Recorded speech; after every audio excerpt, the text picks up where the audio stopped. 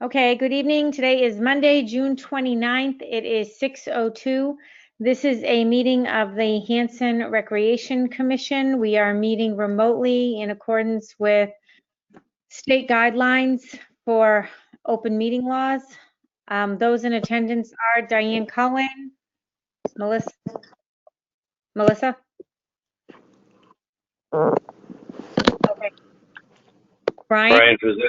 Brian Frizzetti. Thank you. Joan Frizzetti. Joan? Brian Smith. Brian Smith? John or Melissa? Do you want to?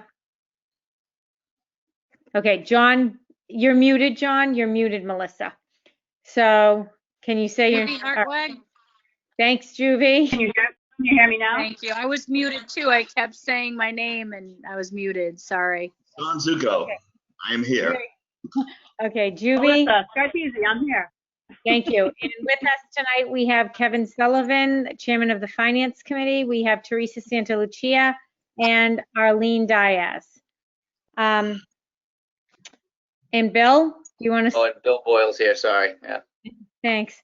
Okay, so the first order of business, I'm not sure we really need to go into executive session, Bill, but Brian wanted to bring forth a motion, and Brian Frizzetti, I'm going to let you speak to that right now. Thank you. Based on what's been going on with COVID and the camp being shut down for a few months, what I would like to do is extend out, because I don't think, based on, I don't think Bill's been really given a fair chance to accomplish a lot of the things that he, would normally be able to had the camp been open. So I would like to push the date forward 2 months. Okay, so I will entertain a motion to extend the corrective action plan probationary period for Recreation Director Bill Boyle due to considerations related to COVID-19 pandemic. Therefore, we will entertain a motion to extend it to August 31st. Would anyone like to make that motion? I'll second it. So moved by Joan. And John, you seconded it? Yes. John Zuko seconded. All those in favor? Melissa? Aye. Okay. Aye. Juvie Hartwig is aye. John Zuko? Yes. Melissa? No. No. Brian Smith? Yes. And Joan, I'm assuming you're a yes? Yes. Thank you. And Brian, you're a yes? Yes. And I will vote yes. Okay. So that motion carries. What is it? 6-1, I believe? Yes. Yes? Yes. Okay. Moving on. Did everybody get a copy of the minutes from 3957? I'm sorry? Did everybody Yes. read them? I will confess that I have not. Neither have I, and I believe my mother, if she could, she has a couple of questions dealing with a few of them. Okay, so Joan, would you like to address questions to your minutes? Please state which minutes you're talking about. Thank you. Okay, all they are is answers to statements that were made in the minutes that was supposed to have been done. I just want to know if they've been done. The first one is on the March 9th one. Okay. The flower boxes were supposed to be repaired and fixed. I wanted to know if that's been done. I'm sorry, Joan. I couldn't understand. What boxes? The flower boxes in front of the lodge. Okay, flower. Have they been done? I do not believe they have, but Bill, you could speak to that. Yeah, the one that was completely broken has. There is one that probably could use some shoring up on the bottom, but it's still attached to the building and usable. But the one that had fallen off the building has been replaced and reattached and painted. Well, we've Okay. always we want all boxes under those windows. But anyway, go ahead, Joan. Then on the pizza oven, I know there was a problem with the person putting in the new gas line replacement or whatever. Has we got a date on that yet, or has that been worked on? Bill, have you spoken to Chris about his contact for the Blodgett ovens? I talked to Chris. He said right now they are unable to service anything. They're not back to work yet. So he said he's in contact with them, but there's no way of getting them over to look or service anything right now. Okay, thank you. All right, and then the other one was when you mentioned that we were supposed to do for the bridal show, and I know that's probably been put off again too, but we were supposed to do brochures. Has anything been worked on or done with that? Have we just put together anything? Bill? We do have an updated wedding wreath sheet, a one-page handout. We do not currently have a brochure, but we do have some information. We can certainly get more information, done if we are able to proceed with the event. I know right now it's slated for August 23rd. I Right. honestly don't know whether or not we're going to be allowed to have it. Well, Okay. regardless if we're allowed to have it, we should have a brochure ready with pictures and everything. So could you please work on that? Yeah, I will work with Webster Printing. Thank you. Not Joan? sure if Walker Clay is actually open, who did do you have a company to Hold do on, that? Guys, I'm gonna ask that if you want to speak, please, I can see most of your faces. Please raise your hand so I can acknowledge who is speaking and if there are any comments, questions, or concerns regarding the issue that we're speaking about. Okay, John Zuko, go ahead.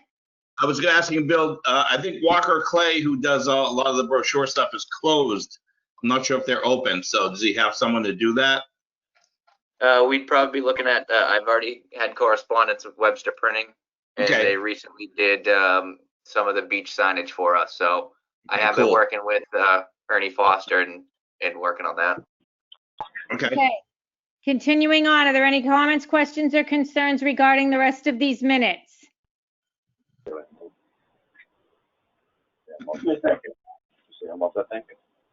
Okay, that's it for now. Thank you. Okay, thank you. Would anyone like to make a motion to accept the minutes from March 9th, 2020? Should we hold the motion whereas we all haven't read can we pass over because we all haven't had a chance to read through them yet? Okay, would someone like to make a motion to pass over the current minutes because they have not been read through by the entire board? So moved. Thank you. Would anyone like to second it? I'll second it. Second. There should be questions. Joan, are you seconding it or Melissa? Yeah, I'm seconding it. Okay, Joan seconded. All those in favor, Melissa? Aye. Juvie? Yep. John Zuko? Aye. Brian Frizzetti? Aye. Brian Smith? Aye. And Diane Cohen is an aye. Thank you very much. We will have those read and we will have those ready for approval or for questions at our next meeting, which we will set at the end of this meeting. Okay, on to the warrants. Has everybody had a chance to look at the warrants? Mm-hmm. Okay, Yeah. Are there any questions related to them? I haven't seen it in the warrants. I'm sorry, Joan? I haven't seen the warrants. Emails. It was sent today. The warrants were emailed. I didn't get them. They were sent over around just before 5 o'clock. I was able Today? to scan them in, and so they are in your inbox. Pass over. I have to pass over then. On my part, I have to go over to the printer and print them out. 'Cause I haven't seen them. Okay. So they were sent out at 5 o'clock on the day of the meeting. Okay. Diane, would it be possible? Juvie, Share Juvie, I want to recognize you. Juvie Hartwig, go ahead. Is there any way that you can share it on the screen so Joan can see it? I can screen can't see share. the Would screen. anybody mind doing that? Everybody else? It's not, Okay. I can't do it. It's only the person running it, so the moderator or. I don't Bill? think they're on the computer. She's on the phone anyway, so she wouldn't be able to see it.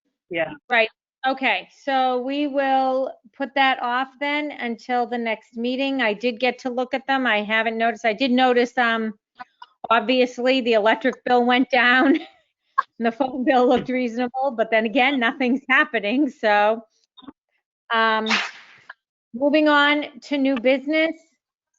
The fee discussion on renting the north end for weddings as well. Bill, would you like to address that? Yeah, I just wanted to put it out there. We had somebody inquire that's looking at doing the south end rental, and they wanted to possibly get the north end as well. Right now, there's no built-in fee for doing the north end. I mean, we give them the bridal cottage in south end for $500. Right now, the way it's set up to rent the north end, it's roughly $700 plus another $80 for the frontier. I mean, I think it would be reasonable if we said that it's part of, building into the wedding package, allowing them to get the north end for $500 as well, since that's what we do for the south end. And then we can, just build that out as an additional piece of the camping package. I have a question. Were they asking to rent out the entire north end? Yes, they want the entire north end, south end, and I believe the frontier as well. Okay, so as I understand it, to rent those out individually it was about $700. We currently do not have a fee for renting the north end as part of a wedding package. Are there any comments, questions, or concerns regarding this issue? Please raise your hand so I can recognize you.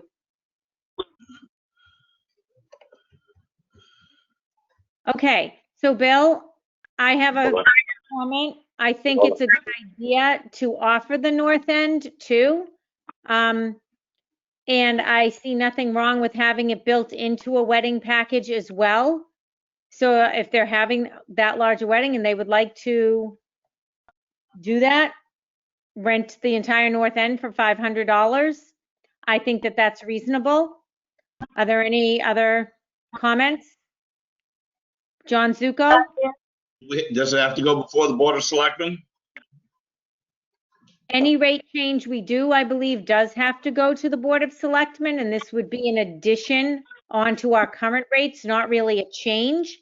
So I'm not sure if it goes to the Board of Selectmen right now, but when we go over our rates, we will have to have that as a new inclusion to our current rates.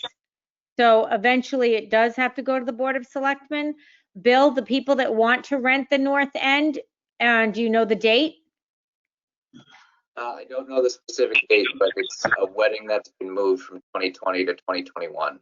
So I believe it's either a June or July wedding, I believe.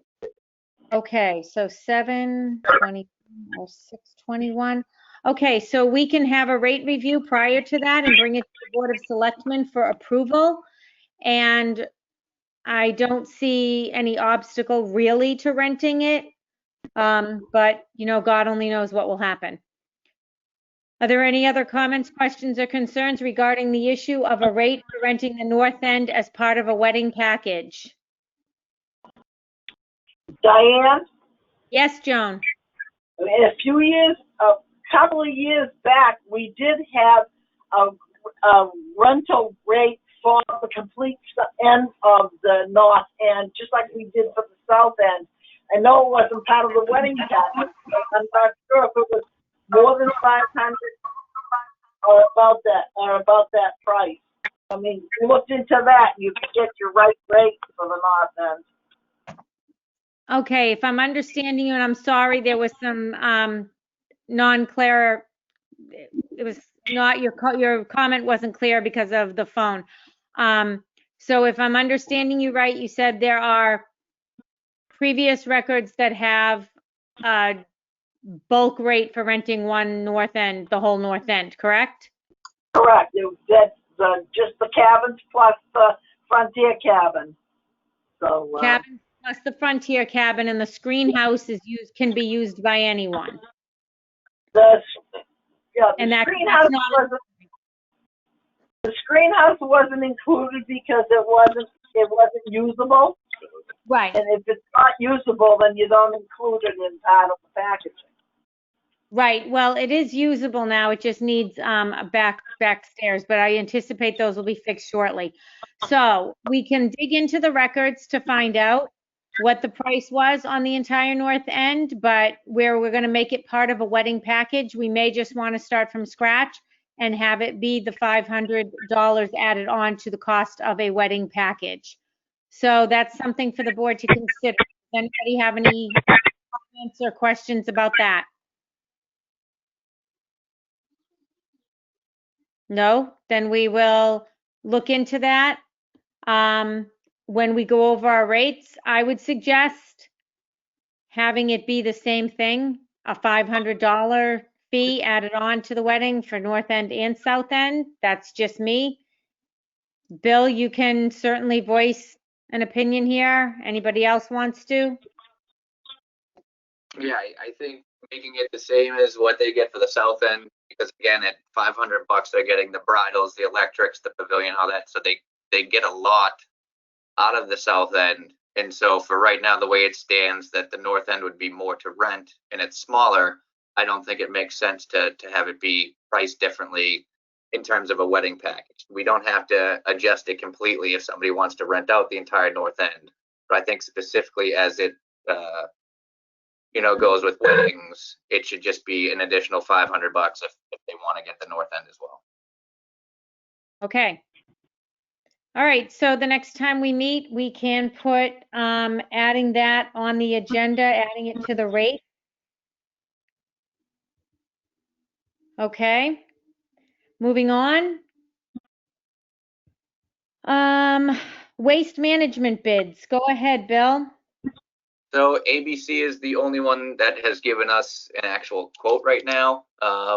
Noonan says that they don't service commercial accounts in our area. So I have to double check specifically, but when I looked at the quote from ABC, we would be saving roughly $250 a month comparatively to what we're spending right now with Republic. Any comments, questions, or concerns regarding that? I have one. Brian Smith. Yeah. Bill, is it the same equipment? Same frequencies? Yeah, I gave them all the information of what we currently have through Republic now, and so he quoted it the same. And I put in the caveat that we may need to change frequencies depending on season and all that. So yeah, I mean it's for the 10-yard trash dumpster, the 4-yard recycling, and then he put in an additional quote when we have a seasonal one down at 12. And so when you look at all that, it ended up being right in the range of $250 a month less than what we're getting posed on now. Okay, thank you. John Zuko? Did we look at Dooley as well? Yeah, so Dooley's the one that hasn't gotten back to me. So I'll reach back out to them, but they haven't responded. So the only ones so far have been ABC and Noonan, and Noonan was just a no-go based on, I guess, our Bill, your voice was dragging off, and I couldn't completely hear your statement. Sorry. So yes, I did reach out to Dooley. They have not gotten back to us on anything. So they're the one, when I sent everything, I sent out to Dooley, Noonan, and ABC, and Dooley right now is the only one that hasn't sent in a response. So Okay. To see, what I'm sorry, Bill. Whenever you start that, okay. So you'll reach back out to Dooley Yes. and have a report for the next meeting, hopefully. May I ask if ABC's quote is in writing stating about the frequency not being consistent throughout the year? Yeah, I have the email trail between myself and the sales rep from ABC. Okay. At some point, could you send that to all of us, please? Sure. Thank you. Are there any other comments, questions, or concerns regarding the contract for waste management? Yeah, Diane. Yes, Dooley has changed their name to New MM. Oh, UMM, I'm sorry. So I don't know if you could still contact them under the Dooley name or if you have to go under the new name. good information. Thank you. They're So right on, they're still under Dooley on the web, and you can just call that number. They're Okay. still under Dooley, so, yep. Okay, let's not have conversation. Okay, so, Bill, you're going to look under both names, UWM, I think it was, and just give them another call, see what we can find out. Brian, thank you for that information. Anything else? Can I ask a question somewhat related to the dumpsters, but not with the contract? Certainly. I was just wondering, because this has gone probably back to the beginning of March, did we ever find out if we were getting blasted for tipping fees? Because I know it's been asked quite frequently, and I know Bill was going to look at some invoices to see if we might have been charged tipping fees while we were still closed down, but we haven't resolved that answer yet. Thank you, Brian. There was also the issue of the phantom dumpster that was, we thought they finally took off the bill, but then it reappeared. So Bill, do we know if the phantom dumpster and the tipping fees have been amended to our last bills?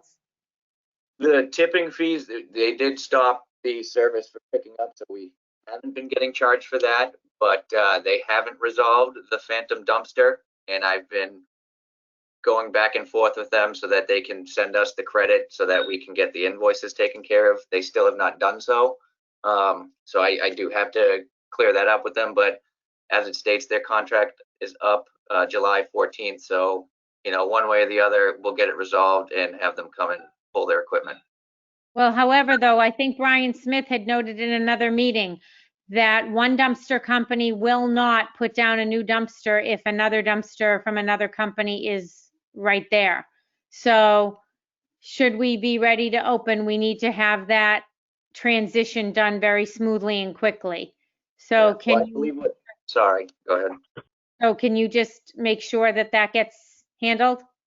Yes, and I believe what Brian said is that another company won't touch somebody else's dumpsters. So there is the possibility that ABC or whoever would have to dump the dumpsters next to where the Republic ones are until Republic picks them up. I mean, we'll obviously try to schedule it so that we can make it seamless.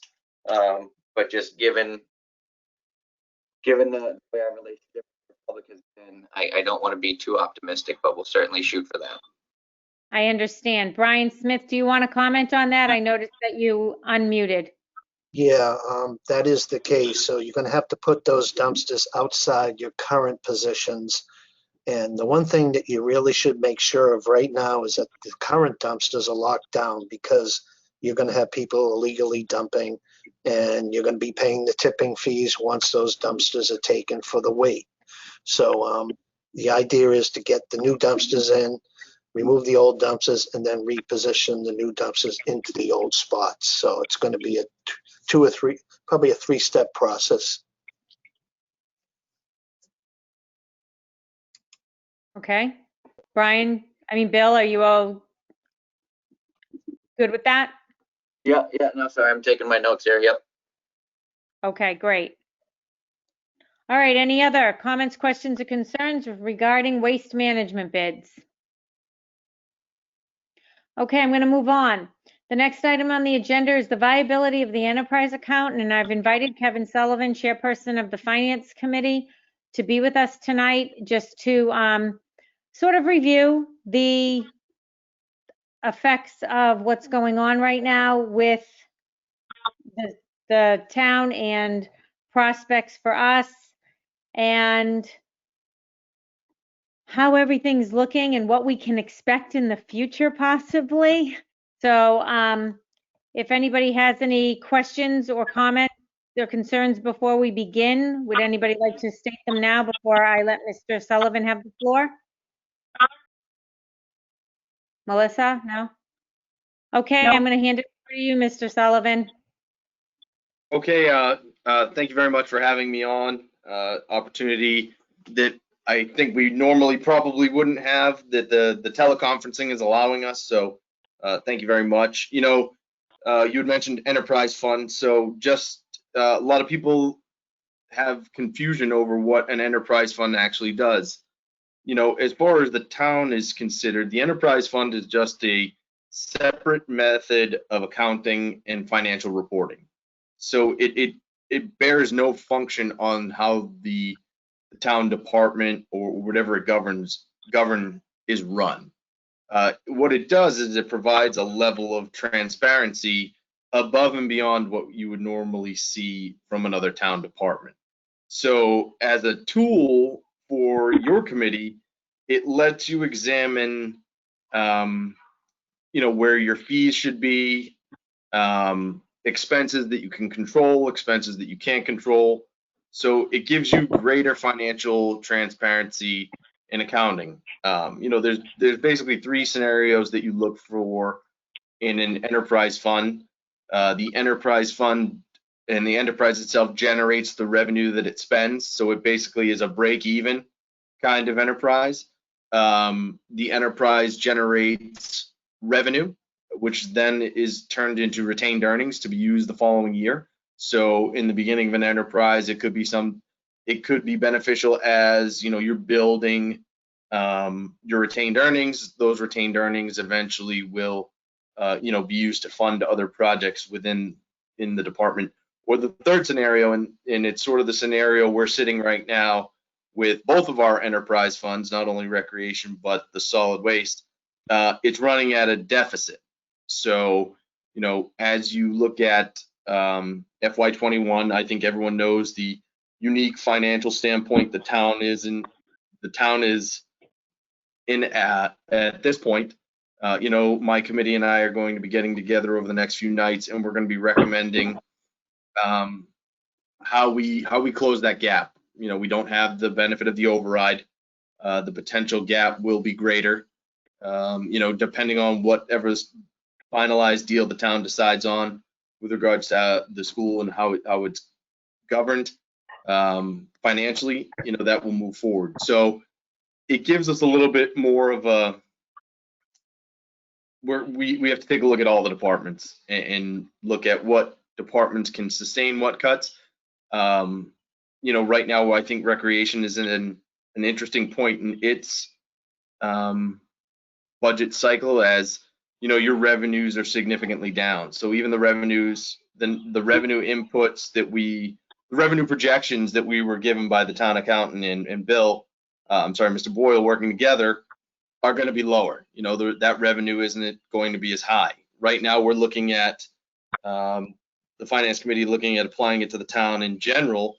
We're looking at approximately what we believe to be a 10% reduction in state aid across all towns in Massachusetts. So, you know, for us, we're going to see decreased revenues because of where the state is with the COVID-19 situation.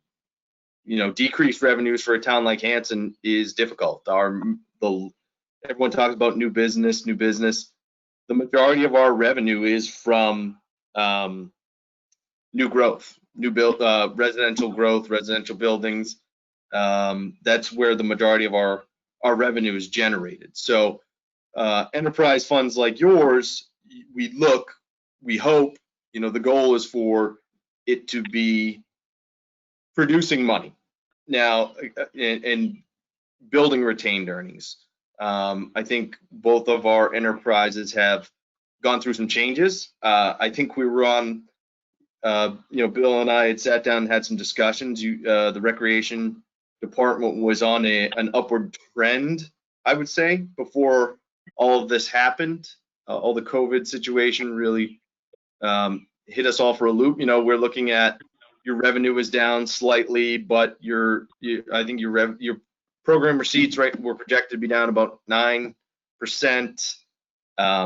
So, you know, that's, your revenues are down, but right along with that, your expenses are down too.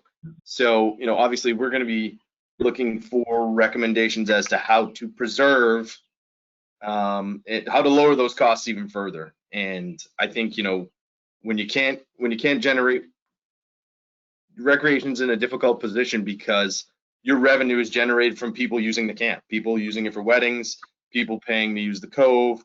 That might be non-existent this year. So it becomes a matter of how much, what level of increased taxation can we ask the town for to cover that gap. So again, while your revenue is down, in your case, your expenses should be down too.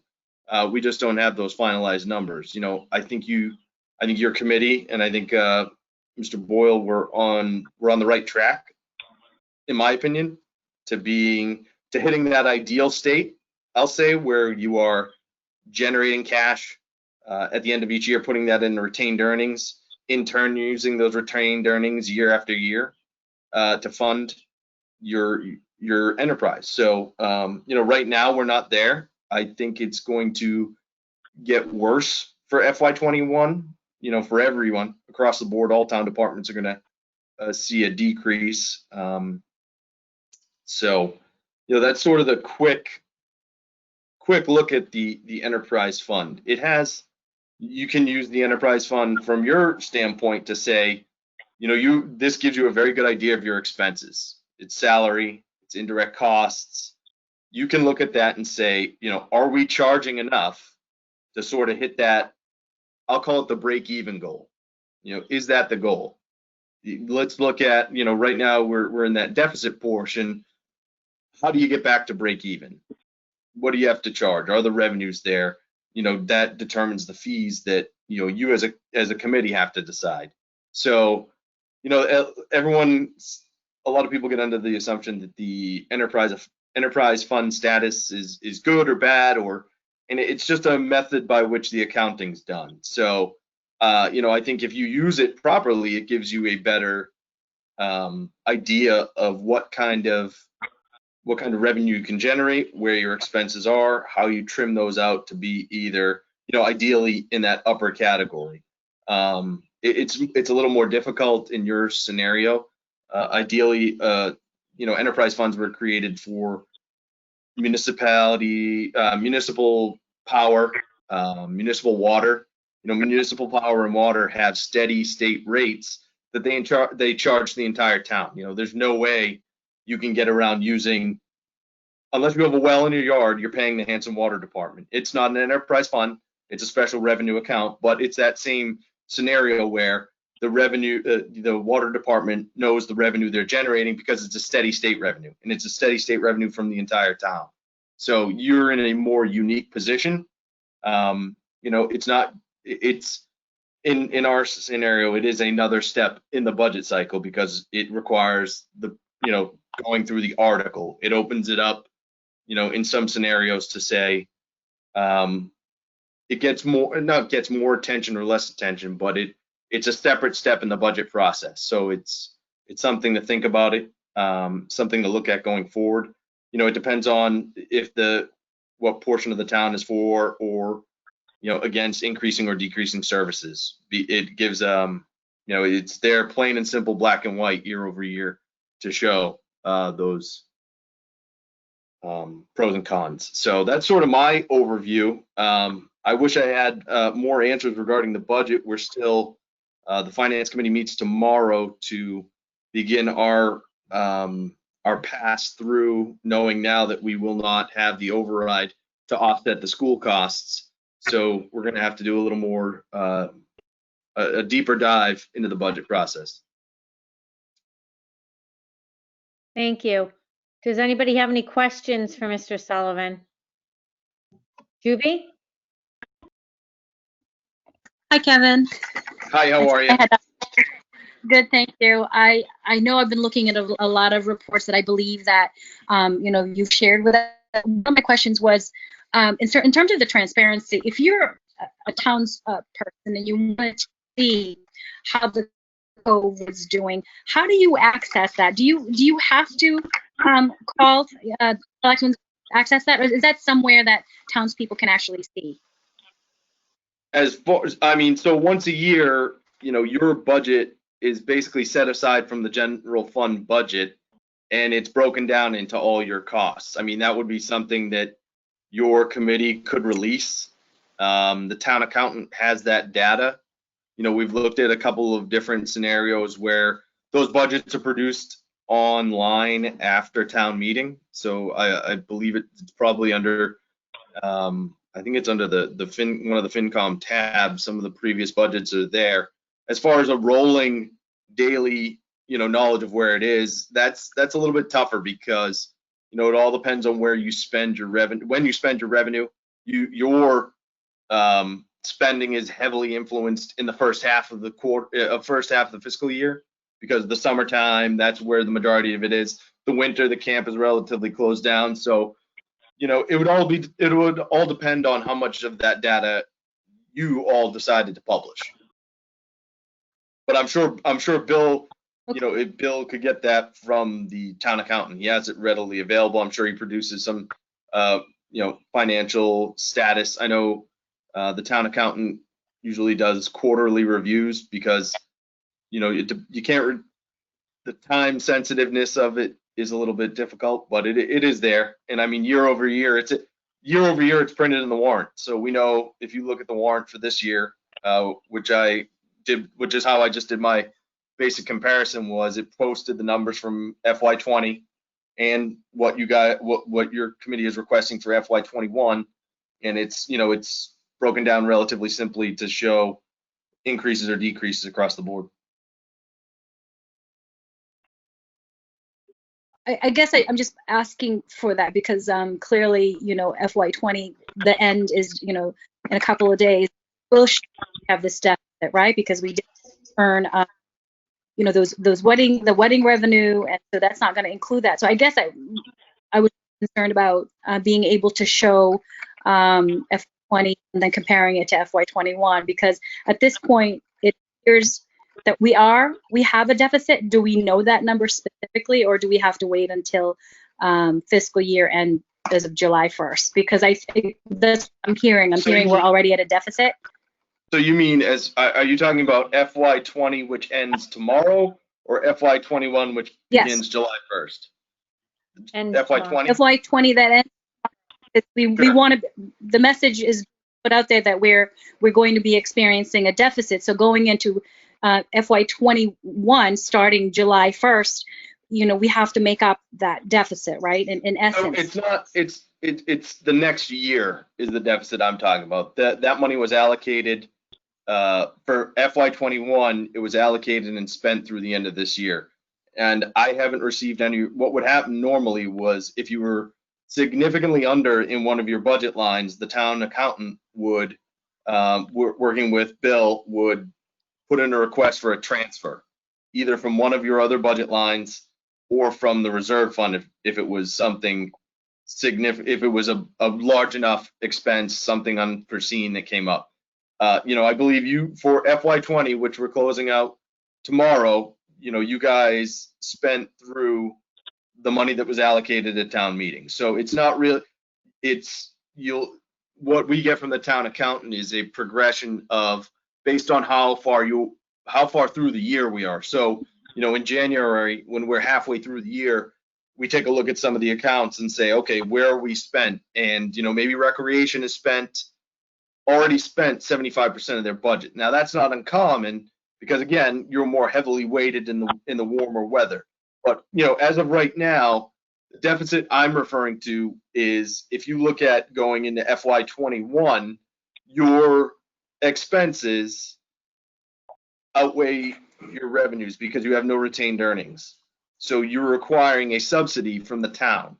Ideally, you would generate enough revenue all year round, or a significant portion of your revenue, that, the ideal enterprise fund would, as I said, either break even. You would generate each month. You would generate enough money. This would be more over the long run, combined with your retained earnings, that would cover your budget for the year.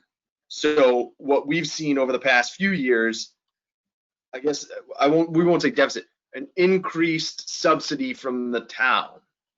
So each year that line that is supported by taxation has gone up. It was flattening out, and ideally flattening out and then decreasing is where you hope to see it. And that, to me, is the true essence of having an enterprise account, a separate entity. For instance, the transfer station's in a difficult position. Their fees for hauling the waste away have gone through the roof. So much so that it cannot keep pace with the revenue generated by the bags. It's never going to really, they're never going to come close. Their retained earnings are dropped down to zero. So I guess that's the deficit I'm talking about, is going forward. When we end the year tomorrow, everything will be done and washed out, and it's not like you have to fill a hole from the previous year. No, I understand that. I guess what I'm trying to think about is fiscal year 21. If we were to somehow find another opportunity, because currently the cove is closed, so that's no revenue right there. So what I'm thinking is, we are anticipating that we're not going to have earnings, but there could be a possibility still that our rec commission can find opportunities to increase revenue, so that we might possibly not be in that predicament. I'm just trying to think in terms of what we can do to make sure that I hope you do. We always love to see, opportunities to generate revenue. The issue becomes that in most cases we would have already set the budget for next year. So your opportunity to find additional revenue would be great, because that would roll over at the end of the year. If you had a surplus, that would roll into the retained earnings for the following year. That following year, you would be able to, lessen the amount that's supported by the general fund taxation. So I would encourage you to definitely find as many, revenue sources as possible. We're looking at some creative budget process going forward. In the past, we've looked at, do we look at going 6 months to special town meeting in October because of the situation? We're looking at all sorts of different scenarios where we can be creative to ensure that the town gets the services it requires, but at the same time, we're in a very unique circumstance right now where that revenue, that excess revenue, just isn't there across the board. Okay. Thank you. Okay, does anybody have any other questions or things they want to ask Kevin? I do. This is Joan. Hi, Joan, go ahead. Kevin, I'd like to know, are you familiar with the Article 8 for the upcoming town meeting? Let me check here, because we've gone through several. You're talking about Article 8 of the annual town meeting, which is the article that funds your budget. Yes. Correct. Right. Okay. On that, there, I don't know who put the explanation in of how it is. It mentions the budget will require a general fund subsidy for FY21. Can you explain to me exactly what you're meaning by that? Usually, everything shows taxation and earned earnings and program revenues, but I'm not sure what. You mean the exact wording? What does it mean by doing that? This budget will require a general fund subsidy for FY21. I don't write the explanations. I can tell you that means taxation. I can tell you that's going to be. That's what I wanted to know, whether it meant any change over taking us out of the enterprise fund or not, or just leaving us there. No, it will mean that the deficit between the revenue you're projected to generate and your expenses will have to come out of taxation. Okay. All right. Okay, that answers my question. Thank you. Welcome.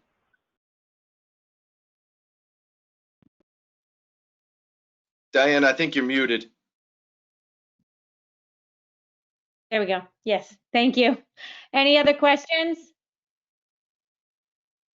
Mr. Sullivan, so when you talk about looking for, possible ways to save money, are we talking about cuts? I mean, I know we're talking about teacher cuts. Are we looking at cuts in any other departments as well? Yeah, yes. I mean, we haven't dialed in a specific number, but we're gonna look at that, spreading the cuts across as much of the town departments as possible. It becomes more difficult to cut in a department, because expenses are expenses. If they're hard concrete expenses, their paper, their postage, and you know exactly what you need, you can cut that, but there's only so much you can cut. Unfortunately, then you look at cuts. The only other place for them to go is salaries.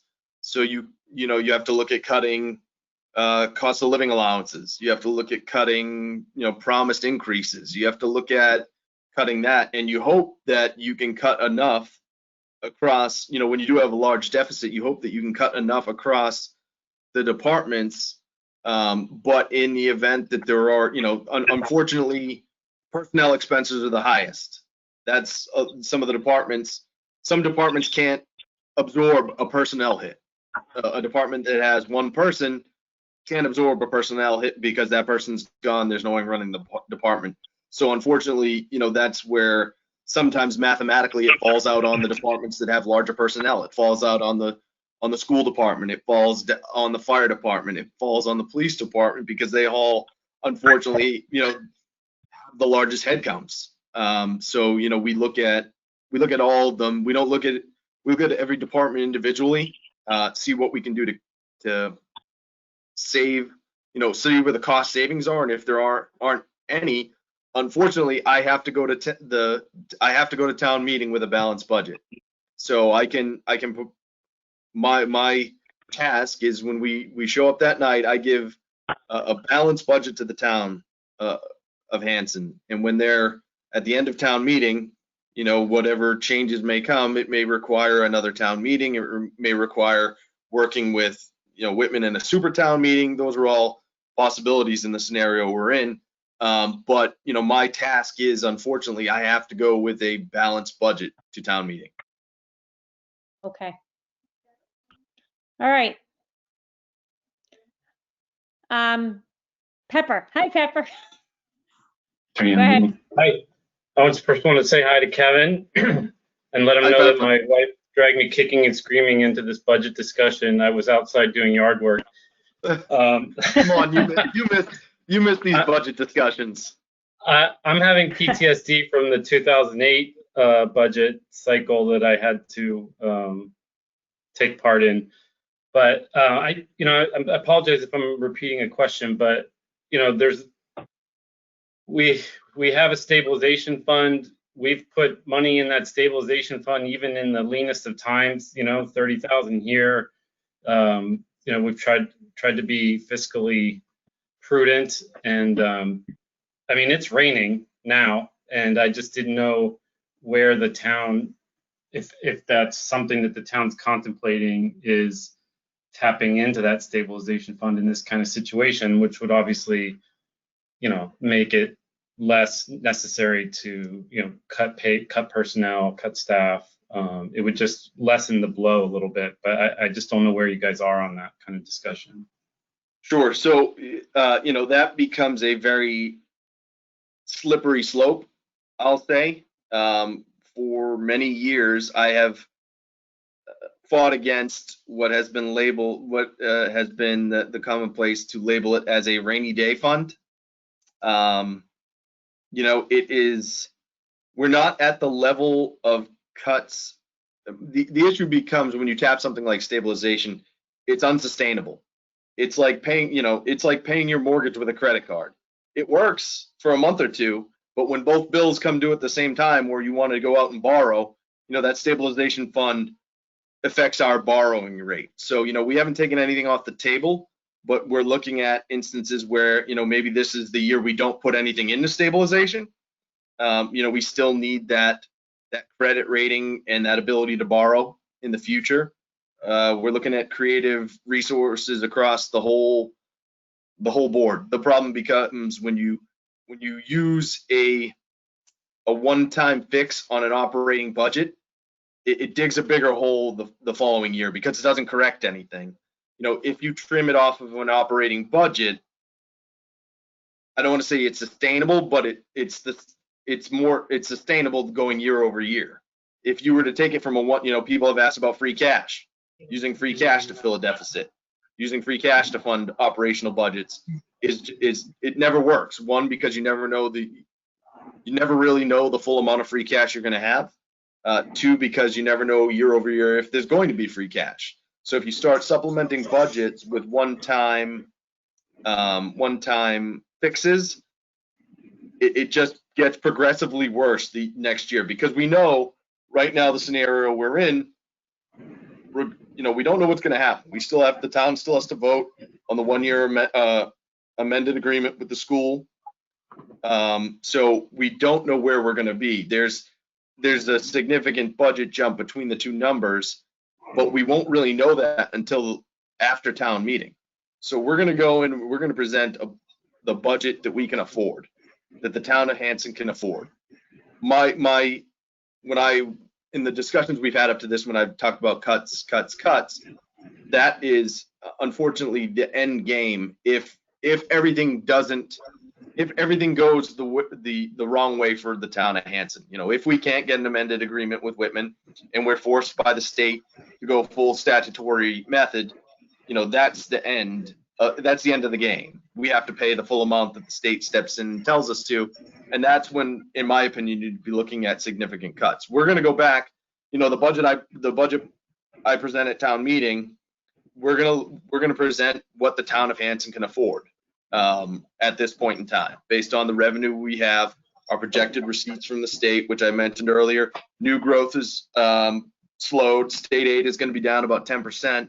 In my opinion. So we're going to present the budget Hanson can afford. The problem becomes that the school committee does not have to accept that budget. They can reject that budget, and that's when we're in a second town meeting or a super town meeting, and we're working towards having to make those significant cuts. So full roundabout answer, but that's really where we are right now. Sure.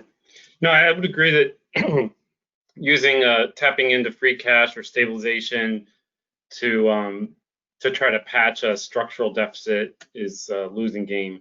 I mean, it all gets muddied by the fact that we're dealing with this Whitman school thing in the midst of the pandemic. But taking the pandemic by itself, short-term duration, kind of shock to the system, it's not a structural. In theory, it's not a structural problem. It's a temporary problem.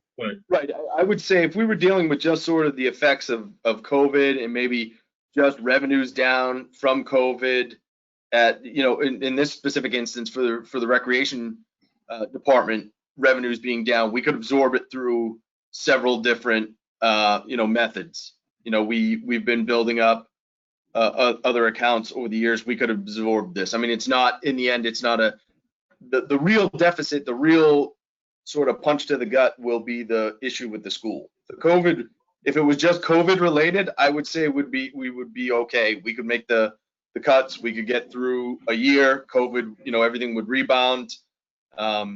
Julie mentioned there's a lot of revenue sources you guys are going to be generating. So, hopefully that's hope for the future. So COVID one-time impacts we can absorb. It's the issue with the school and how the assessment is applied is not it's going to be a long-term effect. Yeah. Well, I'm also not adverse to showing the taxpayers the impact of the failure to approve the override on the rest of the town departments. So anyway, I just wanted to ask for just clarity for everybody else about the overall budget situation. So thanks, Kevin. No problem, Pepper. Okay. Are there any other questions for Mr. Sullivan? No. Okay, well, thank you, Kevin. I wanted that because I wanted a clear picture of what we can expect in the future. So I thank you for taking the time to come. I can't necessarily say how everything's going to work out or go with our budget ever. Yep. I know oftentimes we're at odds with agreeing but I know you're trying to do your job and we're trying to do ours, and sometimes they clash, but what are you going to do? That's right. Thank you very much. Thanks, Kevin. Thank you. Okay.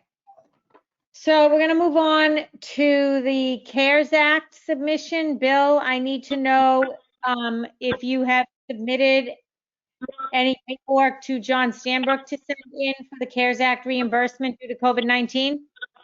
Yeah, I have every couple weeks or so been sending in what Greer needs in terms of, salaries and things like that for potential COVID reimbursement. We have some signage that we had to put down at the beach that I will be sending along to her as well. That will, go into that, kind of tally as well. But yeah, we've been submitting the information to John and Greer, so we're all set on that front. Okay, I did want to ask, I know as it was explained to me, and for those of you who are unfamiliar with this, the CARES Act is a federal grant given to counties, I believe. Correct me if I'm wrong, Bill.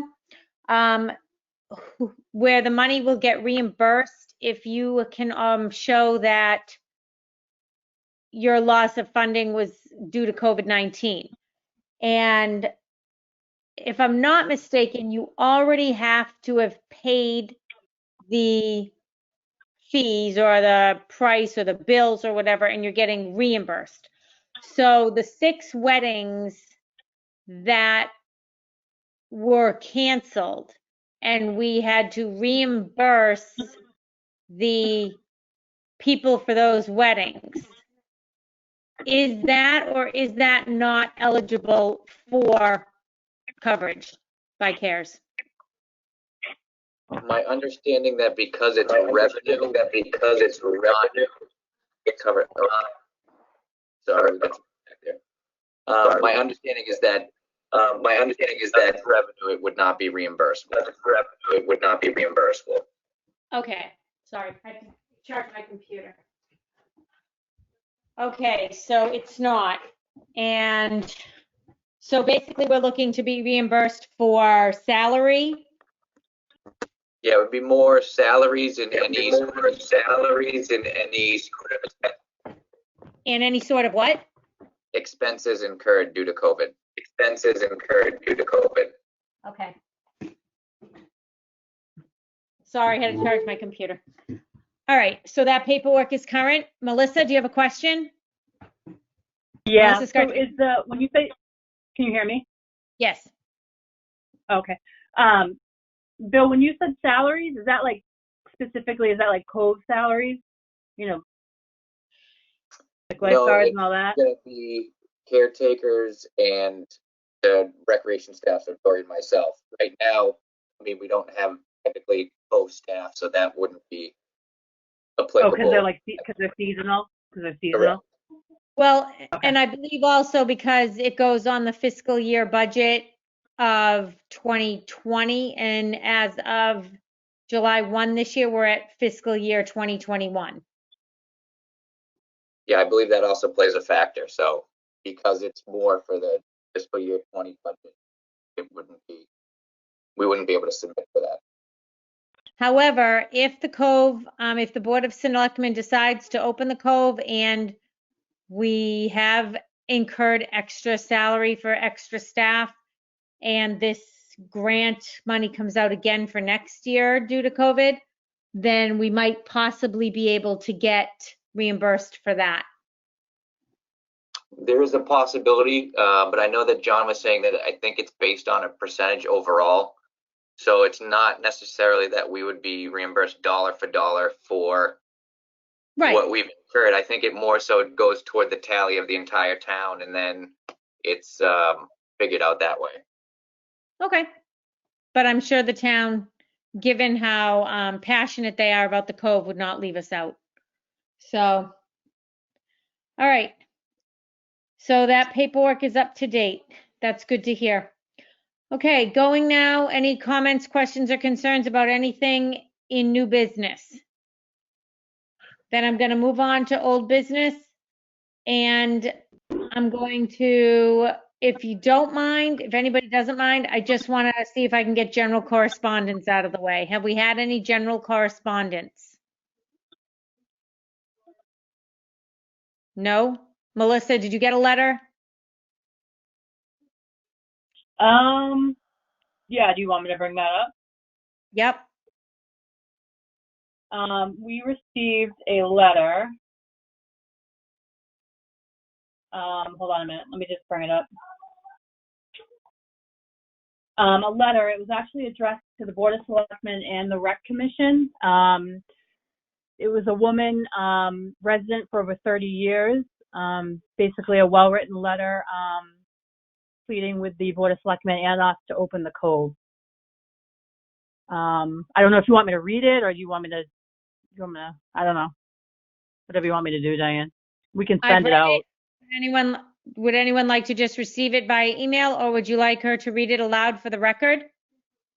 No, I think she needs to read it aloud. I do think that she does. Sure. Okay, go ahead, Melissa. And I also, I also sent it to Laura Kemet.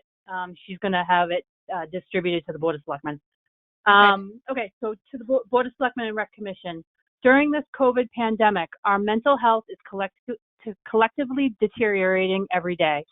One of the few things that has helped me and other parents in the community stay healthy and optimistic has been the idea of some outdoor summer normalcy, returning to our lives with the opening of Cranberry Cove. Our children have been feeling the impact of COVID-19 since schools closed in March and are facing more change and loss in the upcoming school year. There is no more normal for them, and the budget cuts in the school district guarantee that the fall will bring the same loss and uncertainty as the spring did. Opening the cove would give the children back a slice of normal. In watching the BOS meeting from 6/23, nowhere is it mentioned the importance of Cranberry Cove as a place for families in the community to utilize the one and only town beach. I get that politicians, such as yourselves, want to look like they are doing something in the name of public safety. You know you will be criticized if you don't do enough, so instead you go too far the other way. At some point, public safety must come down to each individual citizen and what they feel is safe for themselves and family. I also understand there are always money concerns when it comes to Cranberry Cove, as of the last few years. Other towns such as Pembroke are choosing to operate their local beach at a loss to provide local families, taxpayers, in quotations, some relief this summer. And frankly, the Cove and camp have never had as many financial issues as they have had in the past few years. Maybe the town has decided it is more profitable if it is sold to a private company. The Cove belongs to the children of Hanson and should remain open and accessible to residents and their children, even if at a swim at own risk policy. Why not allow taxpayers access to the beach as they are allowed access to the town field for town sports? Monitor the parking lot you have closed off and sell parking passes to residents only to access the beach. Ticket the cars parked without passes, and the town makes money on the stickers sold and the tickets written for people parked illegally. When Oldham is not open for the season and swim at your own risk, the bathrooms are not open, so no need to open the restroom to the public. That is just one idea. If the topic was open to the community before you made the decision to close the Cove, you might find a lot of residents are willing to step outside the normal running of the Cove just to have access to the beach this summer. I can personally say I am willing to pay a higher cost than last year and previous years to have access. Please don't take away our access to Cranberry Cove. Our families have already given up so much. Let's return some sanity to the situation and allow people to use the beach for a safe and healthy outlet. Thank you for your time. Am I allowed to say her name? Yeah. Shannon Crowley Maloney, resident for over 30 years. Okay, thanks, Melissa. So before I move on, any comments, questions, or concerns about that letter? I have a concern, Diane. Okay, go ahead, Brian.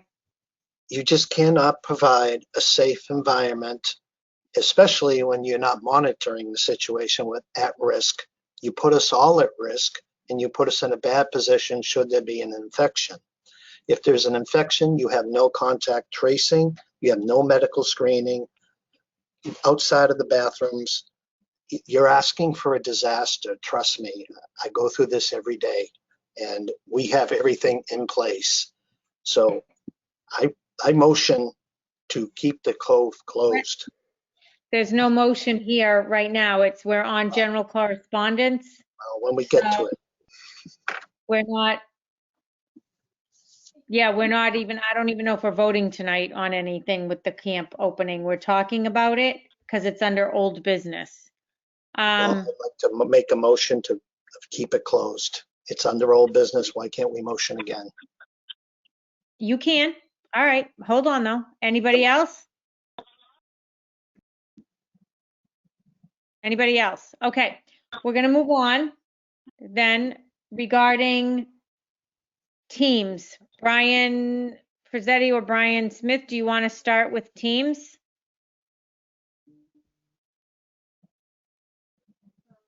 There's no report on facilities right now. Okay. Anybody else? Sorry, go ahead, John. We're still waiting to hear on the wedding show, correct? Bill? Yeah, I mean, right now I know that she still hasn't posted the date, but I honestly, I don't know in terms of just, again, whether or not, given gathering size and everything, if it'll be allowed. So at the moment, nothing has changed with it. It's still slated for, I believe, August 23rd, but it remains to be seen right now. Okay. That's right buried on the floor with the tail. That's really cool. Where'd you find that? Okay. So, I'm sorry. Did somebody want to say something? Yeah, Diane, I have a question about the web Yes. part of it. Oh my God. I'm sorry. Hold on. There's Somebody watching background. Brian Frizzetti, go ahead. Yeah, about probably 3-4 meetings ago, I had put a motion for John to be put back on the websites. You were going to talk to the town administrator, and if he decided that John could not be put back on there, he was going to come up with some type of a letter. I haven't heard anything since, and it's been a while. I didn't know if we had some type of an update on that. Okay, I note that when I called, he was on vacation, and then at one point he was sick. So I will tell you now, I did speak to him the other day about another matter, and I did not bring this up, and I apologize. I don't know if Bill has any information. Can I say something? As far as I know, I can still go in and edit the website, but I don't do it because that's Bill's job to do it. So that's why I don't go do anything on the website. Have you found that it needs, I can still get in there. John, have you found that it needs editing? I think he's been doing some updates, a bunch of updates on there. So, I mean, other than just reporting on just staying on top of what is going on. Because people, as you know, the stuff is flying out there from people. You know, this is happening, that's happening. All these unsubstantiated reports from people. It sort of annoys me that, we work hard and, we're getting a lot of flack. So I think just keeping people updated, like Bill did update on the parking lot situation the other day on both the Facebook, the Town of Hanson, Camp Kewanee, and the Cranberry Cove pages, which is good. So just as long as we can keep people updated, let them know what's going on so we don't hear stories of, the money was spent at Foxwoods by the Rec Commission, or the cockamamie stories like that. It would be great. Okay. Anybody else? Comments? If I could touch a little further on that, do you have admin access to the .com pages as well as Wedding Wire at all, John? John, you're muted.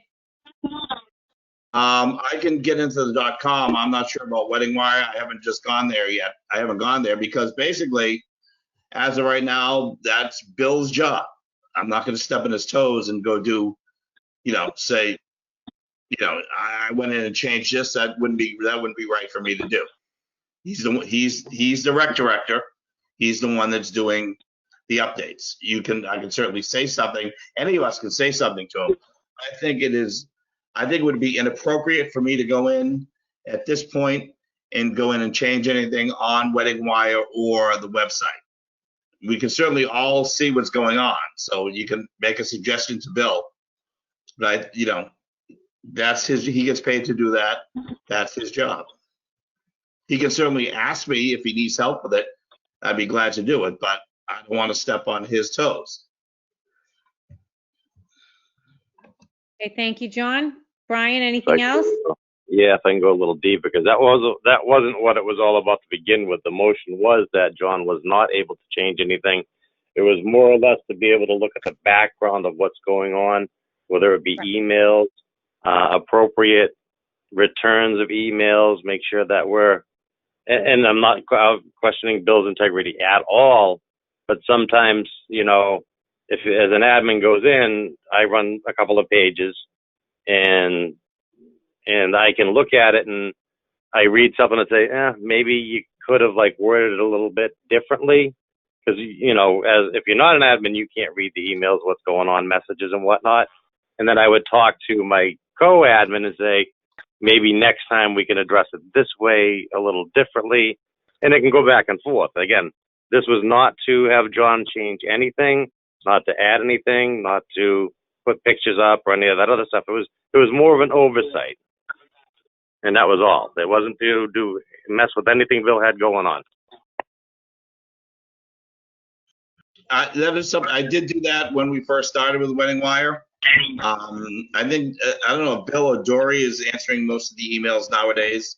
I know Lon used to be very quick with answering clients when they did come in through Wedding Wire. So that might be a Dory question. Well, that was my question. Has anybody noticed that responses are not being given in a prompt manner? Even if the response is, we have no new update. Does Dory have that capability as a redundancy? Does she have that ability to follow up with Bill since she works closely with him? Yeah, both Dory and I have kind of been revolving in terms of going on to the Wedding Wire and the not pages to respond to inquiries. Same with the website too? Correct, yes. Yep. Okay. Okay. Anything else regarding Melissa? Sorry, go ahead, Melissa. I have a question. So when a request or a question comes in on Wedding Wire, Bill, do you get an email notification, or do you have to physically go in and see if there's anything been posted? They're supposed to send email notifications when something comes in. So my email specifically, I just get the notification that somebody has sent us a message, and then I have to log in to Wedding Wire. Oh, okay. So you do get an email. Yeah. They email when there's correspondence. Okay. They're supposed to send us information. They're supposed, but do you get them? I've gotten some, yes. I mean, there have been times where I've just gone in to look, and we've had inquiries that I didn't get an email on. But there are also times where I get, So my question would be then, how frequently are you checking the Wedding Wire site? I've been going in every couple of weeks, and I'm not sure how long Dory's been doing it. Weeks? Couple of weeks? Every couple of days. But let me ask you a question. Shouldn't you be getting an email, like if a client inquires about Camp Kiwanee, an email should come right away. If they're inquiring, that email should come to either you or Dory right away. Correct, yes. Yeah. So when I get those emails, I know right away something's on there, and I jump on there and respond. But Right, but as you stated, Bill, you don't always get an email when there actually is correspondence. And if you're only going in every few weeks, then that is concerning to me. Well, I can also find out, I know that Dory and I, as I said, switch off, so I only go on there as needed because she's been doing a lot of the correspondence. Okay. So someone is corresponding, and I will talk to Dory about that. Yeah, I would say ask Dory, excuse me, I would say ask Dory about that because I know Lon was the one that always did the correspondence in regards to weddings, and she was pretty quick with that. Okay. I will ask her about that. Thank you. I do have a question regarding some facilities. This is directed to Brian Smith, Brian Frazzetti, and to Bill. Did Chris Fennessy reach out to any of you regarding cabins and using the remainder of that CPC money that's been there for a long time for the North End? He brought it up briefly, but it hasn't been more than a 5-minute conversation at that. I have heard nothing about it. I will meet with Chris. I have a couple ideas about the North End that I think are pretty viable as far as getting cabins off of the ridge and moving them in, and especially the new cabin in handicapped access. I mean, I'd like to talk to him about that. Okay, so who will be reaching out to him? Bill, you want to set something up and I'll meet with you and him? Yeah, I'll look to see what his availability is, and I'll reach out to you to let you know when you get back to me on. I would say maybe later afternoon, if at all possible, after 2 o'clock, if that's doable. Or Okay. Yeah, I'll see what works for his schedule. I'll see if he can throw me a couple dates, and then that way I can send you the dates that he's got, and we can try to nail them down. Okay, thank you. Okay, I would like to ask another question related to facilities. Are the caretakers, Jack, Ed, and Bob, back to work? Yes. And what are the things that they have been doing? I hope one of them is the screens. Well, again, where none of them live in the same household, I can't have them working in a confined space. I have had Jackie and Bill, who are father and daughter that do live in the same house, that have been starting to replace some of the screens that have been damaged. But in terms of Jack, Bob, and Ed, they've been doing more projects on their own because we can't really have caretakers working closely together right now. Projects such as? Brush and tree removal. They've been starting to create a barrier in between where the new septic is and the electric cabin's parking lot because we're getting a lot of runoff. So we are going to work on creating a berm and trying to stop the erosion. And eventually the train of thought will be getting some topsoil or something in there and either trying to grow grass or clover, something that's going to hold on to the sand and keep it from washing out. Okay. And then they've also been doing just, again, general grounds maintenance, mowing and repairing some doors because we have had some cabin break-ins, so they've had to address that as well. Okay. We need the field mowed down by the open space area near Smitty's Bog, that open field. We need to start maybe branching out with a little bit, like cutting down some of the brush and things on the outskirts of it so as to expand it. So maybe that could be added. Well, I know right now Highway has been coming down to help mow that, and they were down last week. In terms of clearing out, cutting down trees and everything, I think that may have to at least go in front of conservation where we're pretty close to Smitty's Bog, just to make sure we don't I wasn't get in trouble. talking about trees. I was just talking about overgrown brush. Okay, then yeah, that shouldn't be an issue. Yeah, because a lot of dumping happened there, like dumping grass clippings, dumping leaves, things like that. I have a question in regards to fiber. How close are we with that project? Because that ties into security. Brian Smith. So the fiber is in for the main office. The issue is going to be it may take us a little while to branch out and have access points to do more with it. But they did hook it up last week. So Dory and I now have internal access to town hall through the fiber optic. Wow. It's Yay. it's gonna be probably a little slow moving. I have been talking to Ryan about some ideas of what we can do, but it's again partly hinges on budget and just well, no pun intended, literal and physical bandwidth. They're gonna have to probably increase server capacity and things through the police station. So for now, it's more of just getting the office online, and then there will be steps taken to increase what we're able to do. Okay. Thank you. Anything else for teams? Obviously, the Cove team is not meeting right now. Well, we are, but on a different scale. Who does the Juby, you're who real does the sketchy. Juby, you're real you hear- sketchy, like in and out. The connection's not good, Juby. I do have a question about. Oh no, this. can you hear me? Yes. A little better? Go ahead, Juby. Go ahead. Oh no. She's done. Juby, No, I mean I know that the Cove is closed, but who was on the nothing? You can't hear me? we can, but it's like every other syllable. Oh God, you can't hear me. Not fluently. Oh, You're cutting in and out. Sorry. okay. Oh boy. Okay, I'm gonna see if I can move, maybe step outside and see if that will help. That's better. Now you can hear me? Yes, we can hear you. Can't see you, but we can hear you.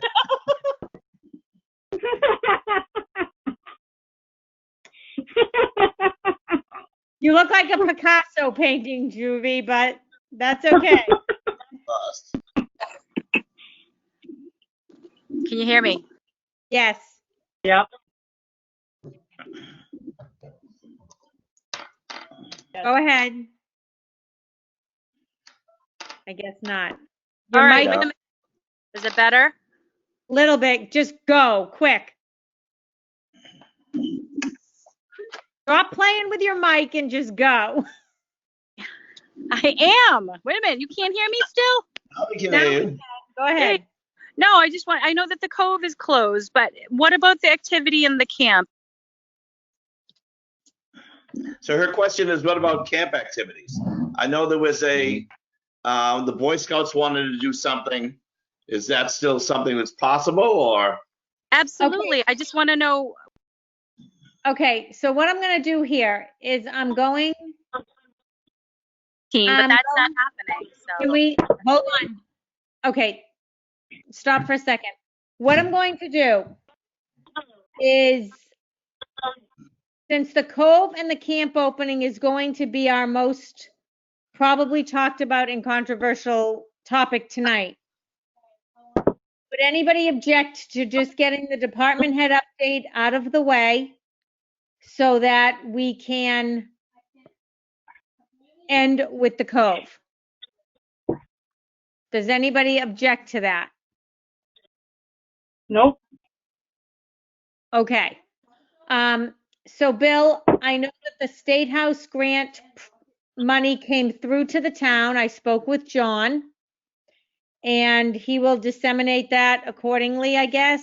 My question to you is, I know the brand new stove is in, the roof is repaired, the fire panel, where do we stand with that, and with the windows in the library? So the fire panel is all set. The windows in the library, which I have to talk to Chris about, we're probably going to have to make that a July project. So based on just the deadline that we were up against, I pulled the windows from the grant, and actually by doing so, we were going to end up overspending by roughly $2,000. Okay. So I'm just gonna, work with Chris. They have been out to at least look at the windows, but we're probably gonna have to make that at least a July project. And so, just with that in terms of the grant, so we ended up out of the $25,000, we spent $24,205.42. So we got it within, you know, 800. $795 of using all of that money. Bill, I have a question in regards to the radio control system for the fire panel. Is there an agreement in place for that? Is it working now? Because that's a wireless system. Is that on? Yeah, so yeah, they put in a radio transmitter. It hooked into the horns and strobes and everything that we already have in place from the old system. They did make some suggestions of things that we may be able to do in terms of upgrading. You know, there's some spots. Well, there's some spots where, you know, I think we have. Oh, Bill, I'm sorry, we can't hear you. can you hear me now? Breaking up. Yes. Okay. So yeah, they made some suggestions in certain areas where we have, I believe, smoke detectors that they said heat detector or heat sensors would be better. So that may be something, again, whether it's in the near future, whatever, that we'll have them come out and do more of an assessment. But for now, you know, they're tapped into the infrastructure that we already had in place in terms of the strobes and the horns and everything. Excuse me. And they said, you know, just in the future, there may be, you know, a couple of tweaks that we can make to, you know, improve what's already in place. How about the pilot assembly on the stove? That was a big question too. Yeah, that was, Joan had a question on that earlier in terms of when she was addressing the minutes. So when I talked to Chris, the company that he said could come out and do it right now, they are still not working due to COVID. So Okay. yeah, when they're able to come back, he said that he'll get them in to come look at the stove and see what they can do. Okay. Brian, were you speaking about the stove or the ovens? I was speaking about the stove, the one that had the bad pilot assembly.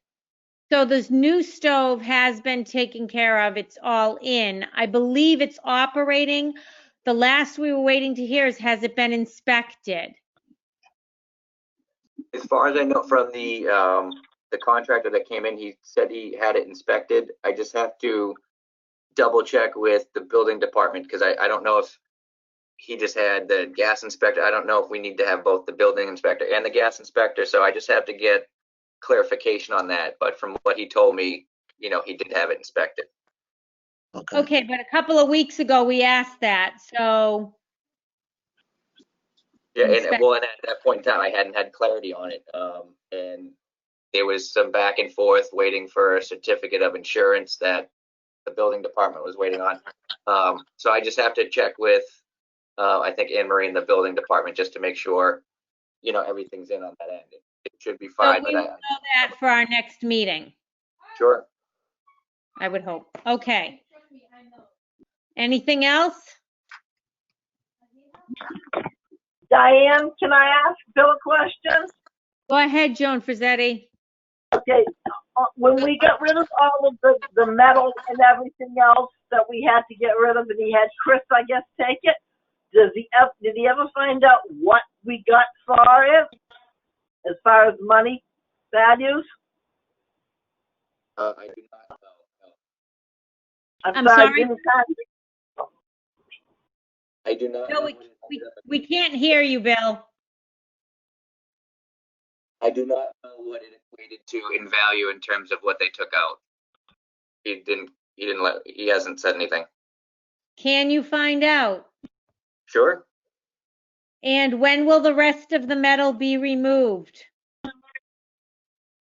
I will coordinate with him, and when his guys can get there, we'll look to have them pull the rest of whatever's in there. So with topics to discuss with Chris then are the cabins and working on those with Brian and the windows in the library and the Blodgett ovens and the metal removal continuing and money for metal that has already been removed. Right, and the update on the project is that. I'm sorry, we can't hear you. The update on the project is that people are not working right now. Right, but as the situation continues to change, they may be back to work. So we want to make sure that we're getting them here as soon as possible. Yes. So maybe we should get those numbers as well so that Chris doesn't have to make an extra phone call, and maybe we can get that phone number. I will ask him for the number. Thank you. Okay. Diane, Um, Brian Frizzetti. Brian Frizzetti. Sorry, I had to look at what the light was. If I could ask Bill or Dory or whoever's going to do it, could an email be sent out to Chris and CC to me and the other Brian, because Chris is a great guy when he shows up, fantastic work, but I seem to see kind of an ongoing, like, where did Chris go? Like, where's Waldo? So if, like, we have a couple of members of the comm involved and Chris doesn't get back to Bill, it's not just Bill saying, hey, he didn't get back to me. Now you have 3 people he didn't get back to, and it might fire Chris up a little more. Okay. It's a question. I mean, if it can't be done, it can't be done. If Billy doesn't feel comfortable doing it that way, I understand. But I just think, you know, there's power in numbers. Okay.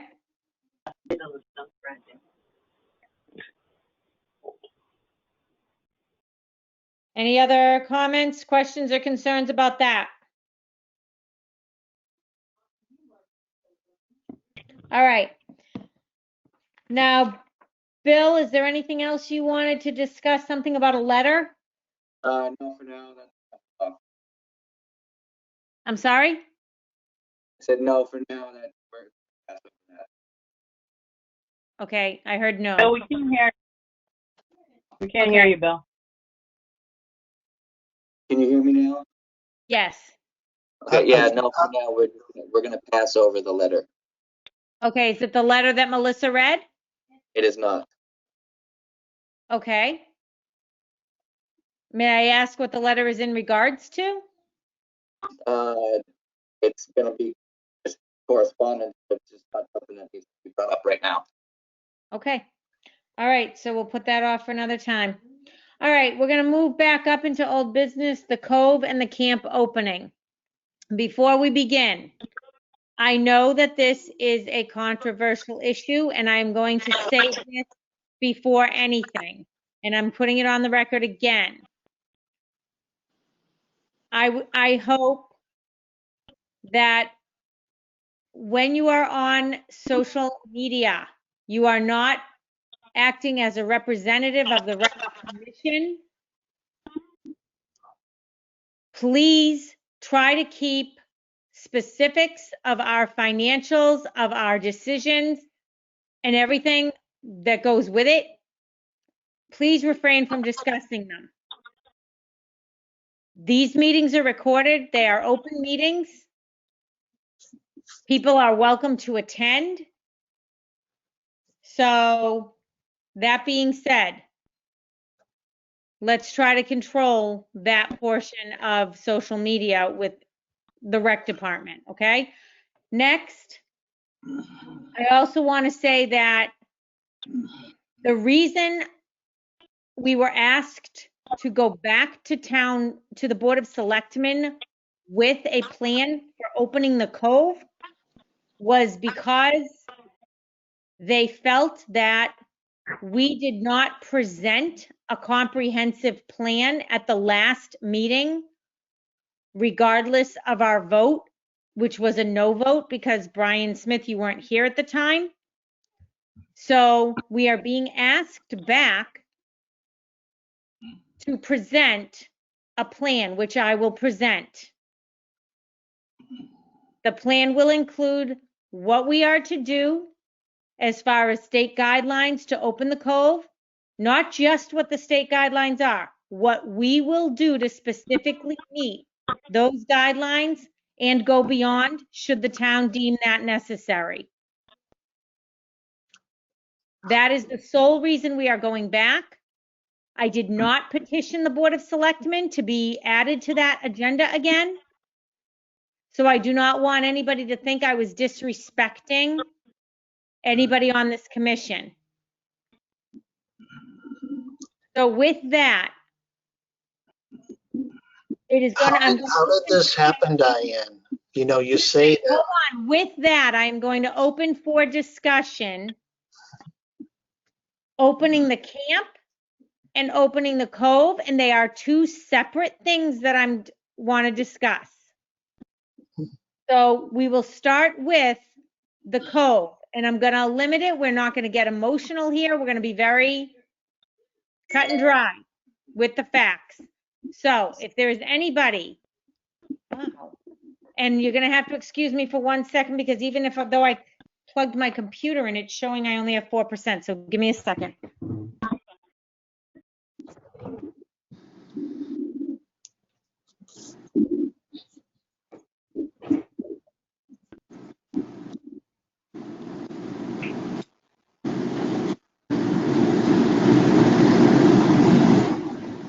Okay. Hell. And everybody, microphone. Charging, but I only have 4%. Okay. Okay. Somebody who's going in and out there's a lot of background noise, whoever you are. Okay.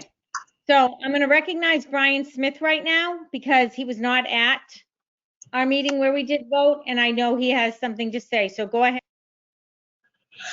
I would like to motion to vote to close the camp because the BOS has already shot this down. And from what I see of this plan, there is a lot of, you have teenagers trying to manage this. You don't have professional cleaning staff. You have no sanitizing supplies. You don't have any medical screening. I've already spoke about contract tracing. You have no beach director.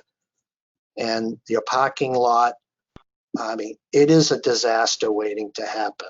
And I'm sorry, I would love for it to open, but it's not a safe environment. And you have your floats that should be pushed out because you're going to have a mess there if you don't float those out. And that's another couple $1,000s.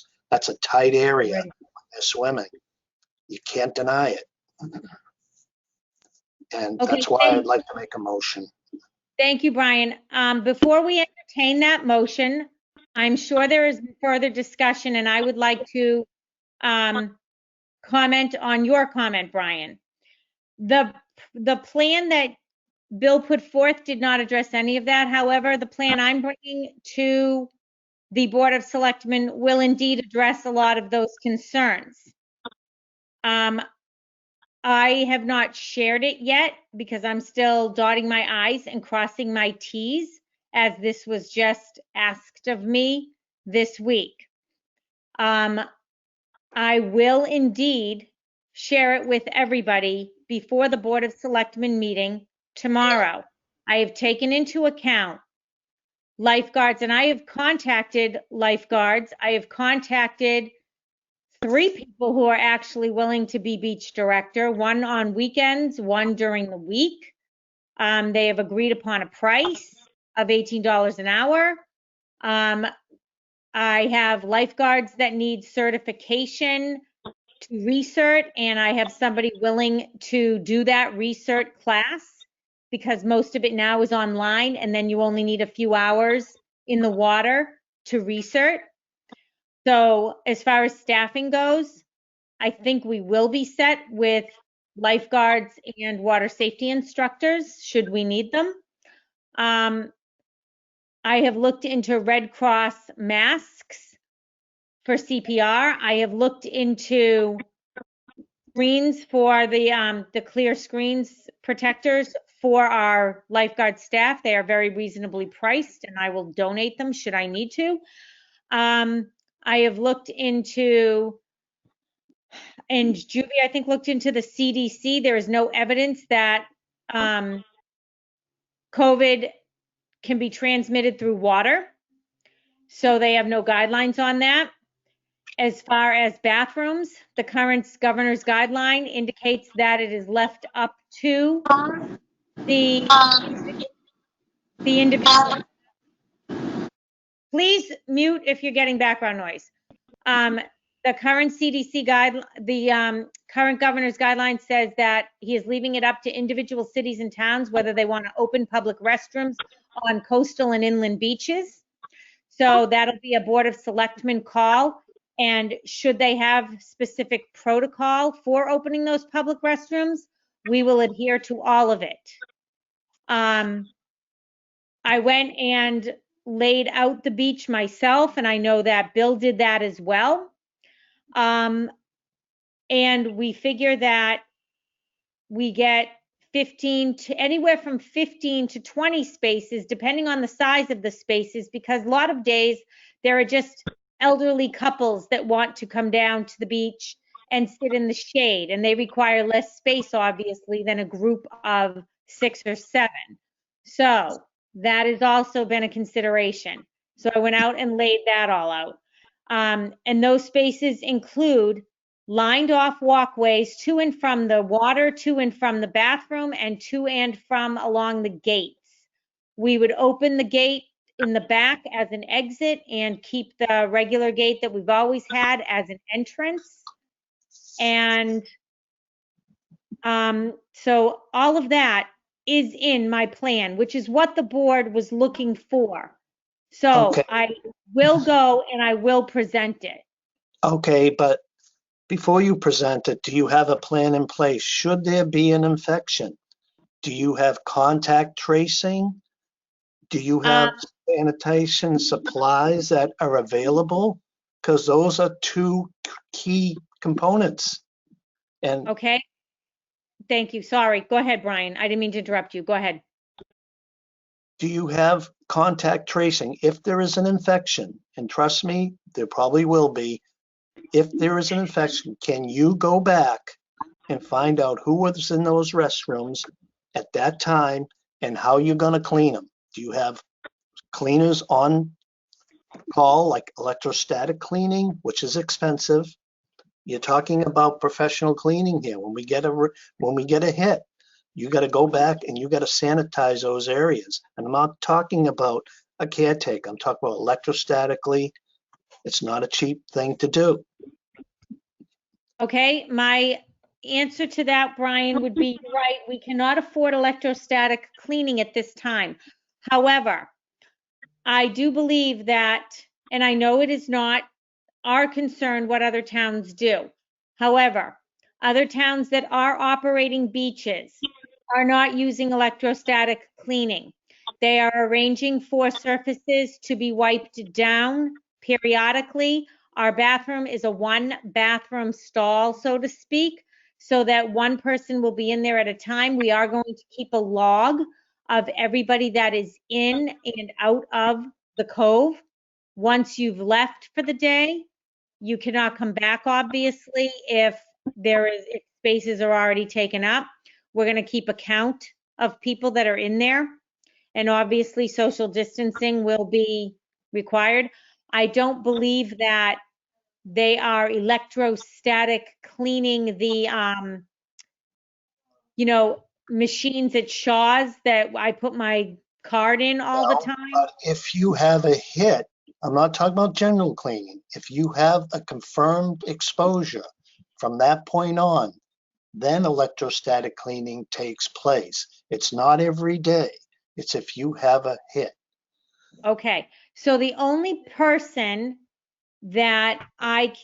people that I can report to the Board of Health would be our staff. And I put that in the plan, that if we do have a staff member that has the COVID, we will report it directly to the Board of Health. Other than that, I can honestly say that anybody that does get COVID, Board of Health would be notified probably before I would, and then we would have to do a reverse process. They would notify us if that person had been at the cove, and we would check our list. And that's the contact tracing, yes. Yes, but it would be sort of like reverse, whereas we would call Board of Health if one of our staff had it, and Board of Health would call us if they were notified that somebody had it and they had been at the Cove, and then of course we would check our logs and we would have to notify other people that were there at the same time. That's a tall order with a lot of people. Do you have the staff to do that? Well, I mean, what do you mean, to call people? Staff to trace those people, meaning your It's not our care. responsibility. I'm sorry, please hold on, Juvie, you're muted, and I'm gonna let Brian finish this. So hold that thought. We would call who we can, but also Board of Health would. And if I had to sit here all night on my phone, which is not different than many of my other nights, given that I'm on these boards, I will call people and notify them. Pretty much you're gonna call families. So you're wiping out a lot of people with one phone call. True, but who is going to be designated to do that? Who is going to work in tandem with the BOH? With the Board of Health? Yeah, If we have to as a commission, if we have to as a commission, Who is going to do it? I will. You and I you have no alone? I have no problem with that. If we get a reported case of COVID and somebody has been at the beach the same day as that person and Board of Health notifies me, I will spend all evening on the phone if that is what it takes. Okay, To and call then every after you person. do that, what are you going to do to clean that restroom to get it open the next day? Who are you going to call? Because it's not going to be your caretaking staff. It's going to have to be a professional cleaner. At that point, you cannot take chances.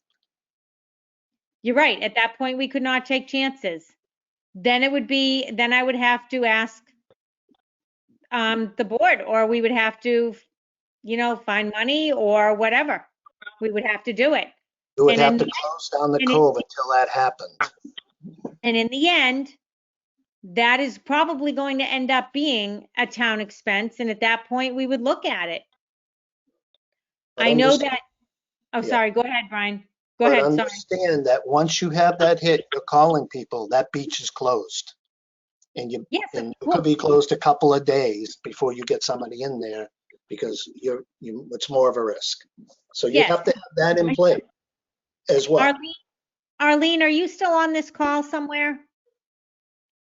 Yes, I am. Oh, go ahead, Arlene. Do you want to address any of that? I do, because contact tracing is done through the state. Anybody that goes and has a test done, that goes to the Department of Public Health.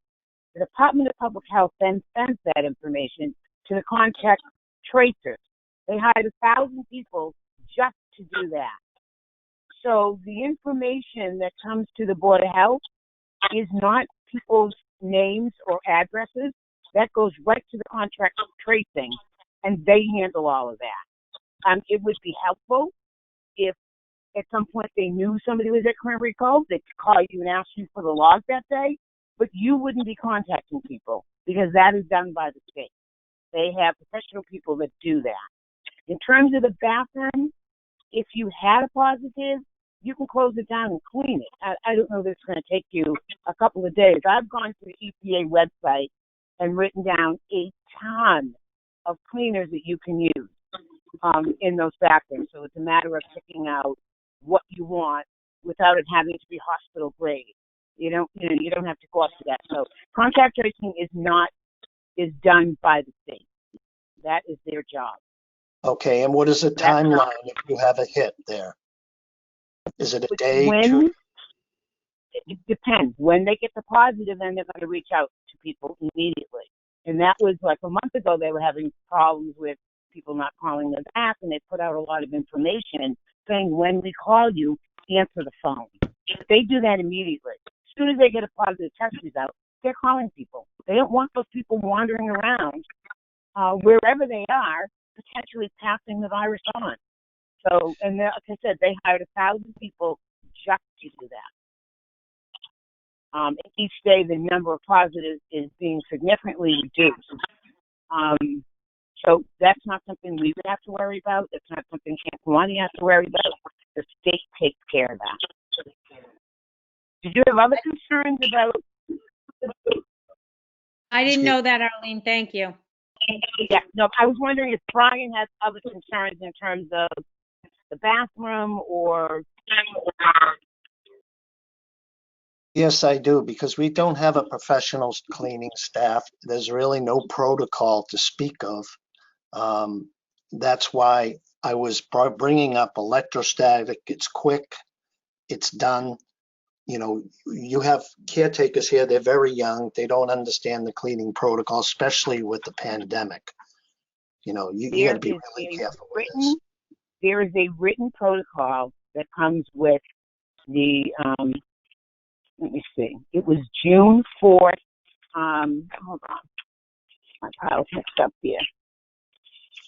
It actually, on June 9th, the safety standards, and it's actually for parks, open spaces, and outdoor education programs. That talks about the bathroom. But there is a separate cleaning protocol that is put out by the state, and part of what's in there is it connects you with the EPA so that you know what products you should be using. But it's spelled out how it should be done. It tells you how long. Each of the different agents has a different time. Like one thing you can get, you spray it and have to wait a minute. Another one might be 5 minutes. A lot of them are sprays. I suggested a spray because I think you get better coverage than a wipe. But most of them tells you exactly how long you have to wait. So you put it on, whether it's 1 minute, 5 minutes, and then you're all set. But there are written protocols for that come with the guidelines. And another factor is, you know, sanitation supplies, those cleaning products, which are right now they're difficult to get. And do we have anything on hand? Hold on, let Brian finish, Arlene. Arlene, let him finish his question, please. Sanitation. Oh, sorry. Hand sanitizer, cleaning supplies are very difficult to get. Do we have any on hand presently? What do we have on hand? We have no guidance here. I mean, I know what to get. Can we get it? Do we have hand sanitizer? Do we have dispensers in those rooms? Do we have dispensers anywhere near the cove? Even if they're manual dispensers. I mean, can people sanitize their hands going in and out of that restroom? Okay. I'll answer that. It would just be like anything else, the way they're doing it at Shaw's and everywhere else with a pump. Just True. the bottle Do with a we pump. have those presently? No, we do not. I don't believe we do. Bill, can you speak to that? We do have some. Can't hear you, hon. Well as, you hear me? Yeah. So we do currently have a few bottles of hand sanitizer. We do have packages of alcohol wipes. We have gloves. We have face masks. So we do have some, but it's going to be a question of, you know, being able to get it regularly. Okay. So for 2 months, we would need to get it regularly. Okay, 2 months supply. I don't know if the board is going to vote for us to open it or not, but I do know I'm going in there with a complete plan, which is what they've asked for, and that's what they're going to get from me. So, Brian, I appreciate these questions. 2 months This vote should go before us, Diane, before you go. Haven't voted to do this, and you're going without a vote. We did vote. It was a no vote, and that's why I'm being asked back. Well, I motion to vote on this again. Okay, hold on. 2 months supply of cleaning and sanitizer. Okay, we do have 2 adult care. Our caretakers are all adults. Because there's Maddie and Emily and Bill and his daughter and legally Colin, and they are technically adults and can follow a protocol, but okay. That is going in on my report to Board of Selectmen. Juvie, go ahead. Brian, just to clarify, are you making a motion to close the cove and the camp, as in the lot, like the entire north and south cabin area? Is that included in your motion? No, my motion is to close the cove. The camp is another story. We haven't got there. Right, we haven't. I'm sorry, I thought I misheard you. I thought you had said I vote to close the camp and the cove. What I thought you had said. Sorry about that. Okay. Is there any more discussion? Teresa, go ahead. You've been really patient. Actually, Melissa had her hand up. Do you want to have Melissa? I only want to talk after the commission members have had You their go. chance. I'll go after you. No, it's okay. You go. So this is Teresa Santa Lucia, for those who can't see me. I'm a longtime user of the Cove, worked there, grew up there. My kids have gone there, got married at the camp. I just want to thank you guys. I know that this is a really hard set of circumstances, and I know everybody's trying to do their very best in this. So, whatever happens, I do want to thank you guys for taking the time and thinking it through.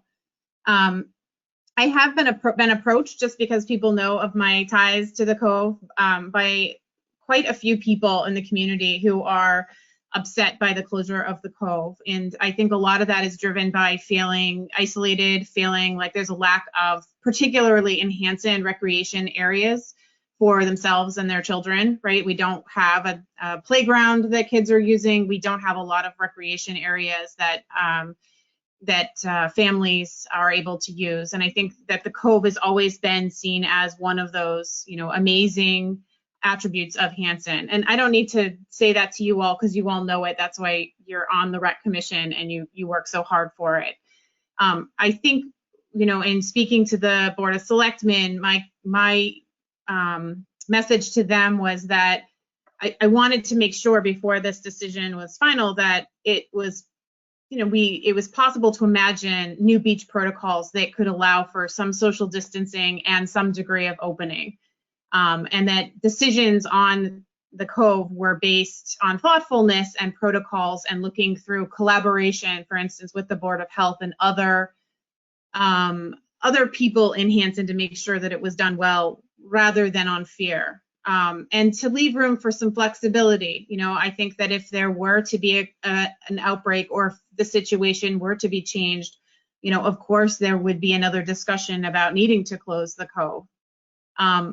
But I think that there can be, and I was really heartened to hear about Diane's plan for at least a discussion about ways to limit participation, guide, educate people about the responsible usage of public space during this time. I think this is a good education opportunity too, to show that people can utilize space in a responsible manner, as well as just give some people, frankly, some outlet in terms of being outside, getting their kids outside, getting some exercise, and taking advantage and seeing what a valuable resource the Cove is, especially in a time of crisis, right? Because that will solidify people, maybe people who hadn't used the Cove in the past may, because the things that they had normally done during the summer, may explore the Cove, and it could provide a new fan base of the Cove and the camp as a whole. So again, I appreciate all the work that you guys are doing. It sounds like a plan is starting to come together. I urge you to coordinate efforts with the Board of Health, because it sounds like there's a lot of great resources there as well. And just, encourage you to think about a plan that could be utilized. And my final is, I'm just wondering if the board or the Board of Selectmen or this committee feels like you can't operate it safely. I'm wondering if anybody's explored using the Cove in an at-risk way. So people sign a waiver when they go in, they know, and that's it. Yes. Teresa, I know I'm going to call on John in just a second. John, Melissa. Teresa, before anybody goes into the Cove, they're signing a waiver. It's already on my plan. And we already have the template there with the names of people in their party, names, addresses, phone numbers, emails, and adult versus child, and signing a waiver that takes off our responsibility. Of course, I'm not an attorney like you, so I don't know really what that does for us. So I just wanted to let you know that, yes, we have considered that, and it is part of my plan. So John, I was actually, can I just clarify the at-risk? So there's that at-risk in terms of having people sign a waiver, but then there's also, and again, I'm not advocating this. I'm not sure that this is a great idea. I'm just wondering, because I've heard people suggest it, is at risk as in you have somebody, one person there that makes people sign a waiver, and then you have no lifeguards. You close the bathrooms and you allow people to utilize the pond. Okay, we have one of the members of the Board of Selectmen speaking to our insurance company about what that would look like for us. So we will know more about that later. Okay. Okay, it was taken into consideration. At some point, there was even a suggestion of take the gate down, leave the gate open. What's our liability? We have to look with the insurance company for the town to address that. Okay, thank you. Thank you. Melissa, did you want to say anything? I just wanted to share my experience this past weekend. I took my daughter and I met my sister I went to Sweat Beach in Rentham. I don't know if you guys have ever heard of that. And I didn't go there as researching it, but I kind of did some stealth investigating. It's pretty much the same situation that we're in right now. It's on Lake Pearl in Rentham. And I kind of wanted to go through the protocol that they did. So you had to wear a mask. The rules were posted on the website. You had to wear a mask from the parking lot to the entrance to the beach. There were 3 lifeguards on, about the same age as our lifeguards. The bathrooms were open.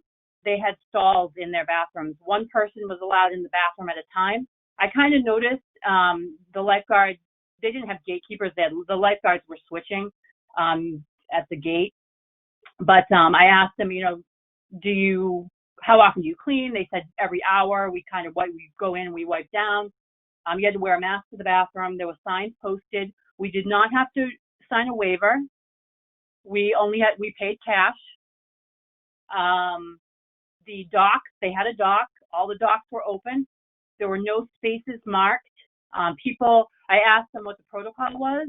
They didn't have a max number of people that could go on the beach, but the lifeguard said they have to visually see if people can't social distance by the 12 feet rule, then they would stop. They would cut off and not let anybody in. They visually counted. There was no sanitizer provided, and nobody wore masks in the water. And I felt completely safe. I brought my 6-year-old daughter. My sister had her 2 kids. We made a little space on the beach. Nobody was within 15 feet of us. Felt totally comfortable. So I just wanted to I don't know if anyone's had that experience, been to the beaches yet, but I just wanted to share that.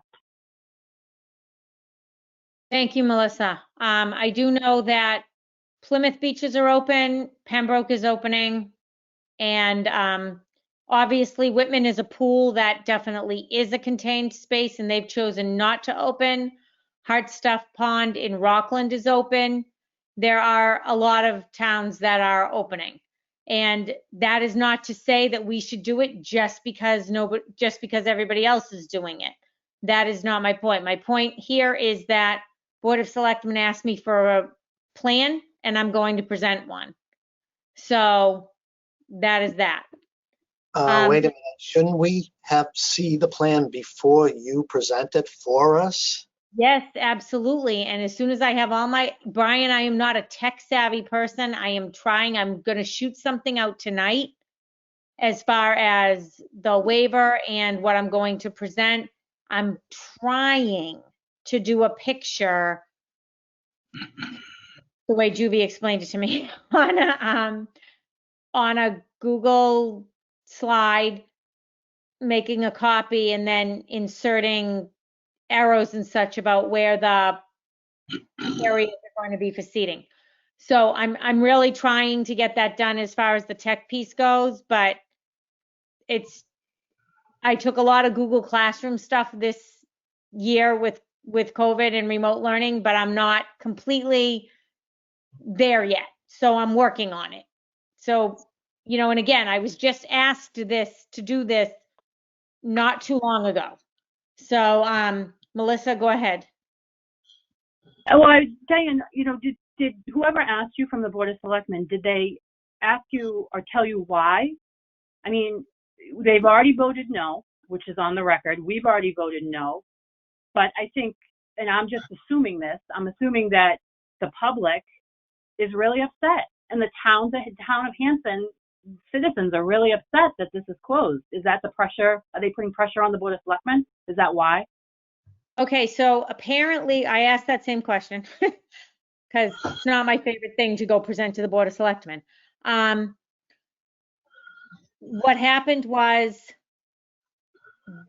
when at our last Board of Selectmen meeting, they did not feel that a plan was actually presented, a comprehensive plan that they could,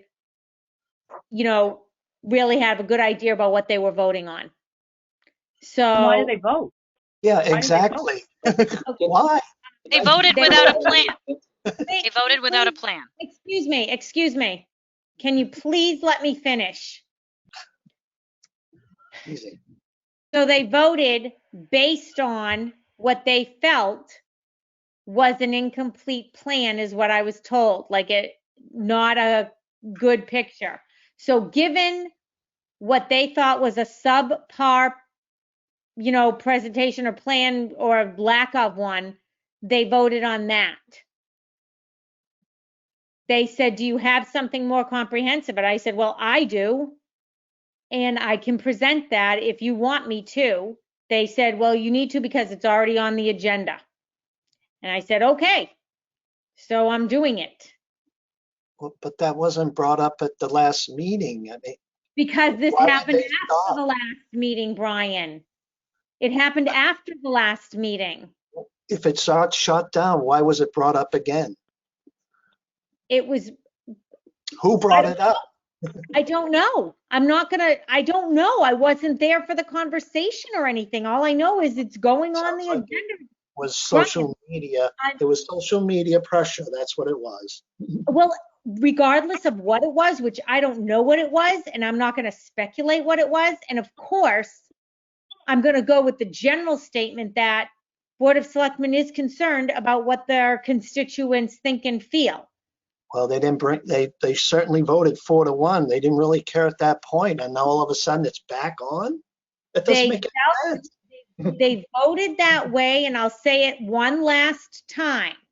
They voted that way because they did not feel a comprehensive plan was put forth to them, and they expected more, is what I'm gathering.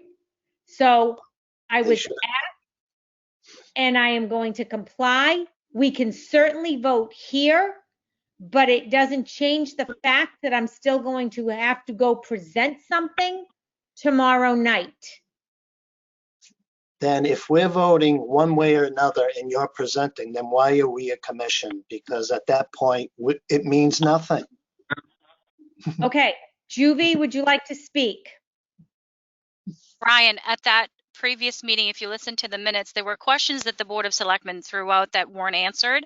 A lot of them really had to do with protocol that we didn't have. So one of the questions was, how are we going to control the dock with kids going all over the place? And that was not answered. So there was not, that was not answered. There was no answers to that.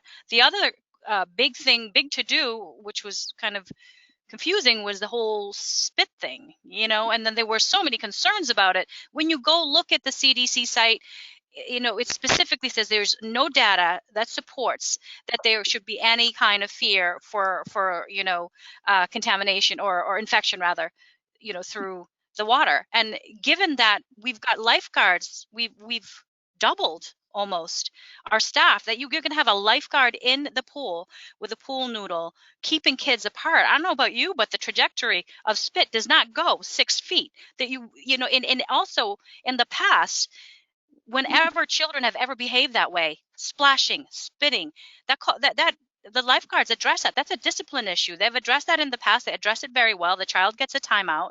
So those kinds of things, you know, weren't even addressed. Those questions that came up, the selectmen didn't get the right answers. We were not prepared. And I'm sorry, you know, we have to answer to all of these families, and it is worth much more discussion than, no, we fear Armageddon and period. I'm sorry.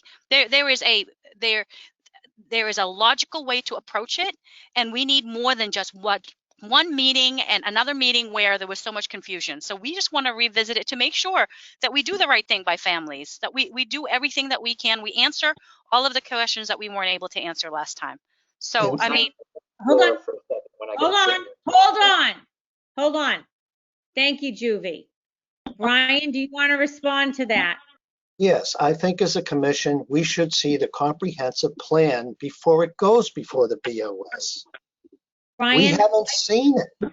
Brian, I am working on it, and I will get it to Then you. you're presenting it without us seeing it beforehand. How is that right? Okay. I don't have a complete and total answer for that. We were supposed to have a comprehensive plan sent to us already, and it didn't happen. If you're presenting a plan without us seeing it, why are we a commission? Because we haven't voted on it, we haven't seen it. Table it till next week until we see it. Why does it have to be presented tomorrow when we haven't seen it? I will send it out tonight. I will send it out right now. Well, I can't right now. Then we won't be able to vote on it. What's the point? We'll be done. Well, how about if I read it to you now then, while everyone is here? Please. Okay. Can we pause this for 1 second, please? Certainly. Brian Frazzetti, yes. Okay. Just a couple of quick notes. As far as the CDC goes and the spitting of water, the only thing I've found online through them is salt water and chlorinated water. Nothing about fresh water. Unless it's hidden somewhere, I haven't been able to find it. I got the link. I'll send it to you. Okay, please, if you could. Also, last week, my mother at the end of the meeting got kind of shut off a little bit, and she was trying to bring to light that there was no comprehensive protocol to bring to the Board of Selectmen. So we weren't ready last week, and she tried to notify everybody, but she was kind of ignored on that fact.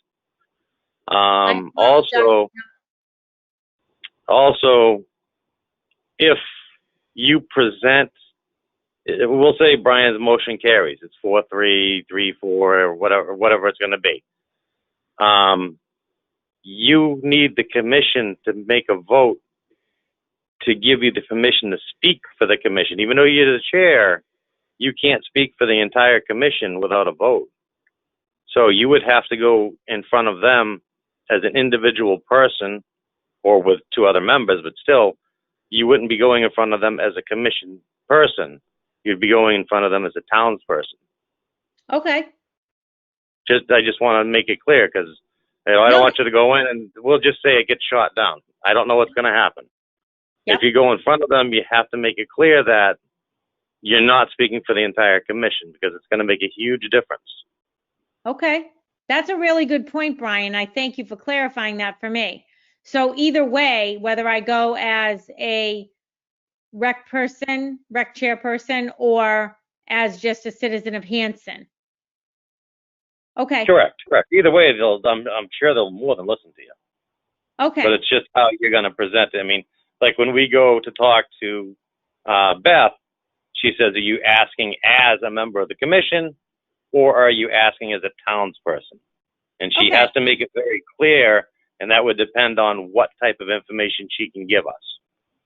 Well, that's good to know. And again, all of this procedure is not my strong point. I've said that from the very beginning when I told you I'm probably not the person to be the chair. But, you know, so thank you. I appreciate that clarification. I really do. One more point on that, Diane. Yeah. You do a very good job as the chair, but I just want to just reach out one more time, probably the millionth time you're going to hear me say it, for any position. It could be about the cove, it could be about facilities, it could be about, you know, if Bill needs help, if Dory needs help. You all have hands to reach out to. There's 7 of us. Each one of us has a certain skill set that can more than help everyone else. So if you're not positive about something, which we don't expect everybody to be 100% positive, there's no harm in making a quick call or a quick email or whatever it takes, and we'll all get back to each other as quick as we can. Well, I mean, you know, it's I all think- a learning experience.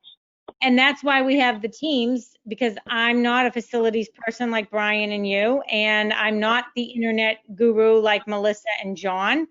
And Juby and I seem to be, probably because we're both teachers, a little more aligned.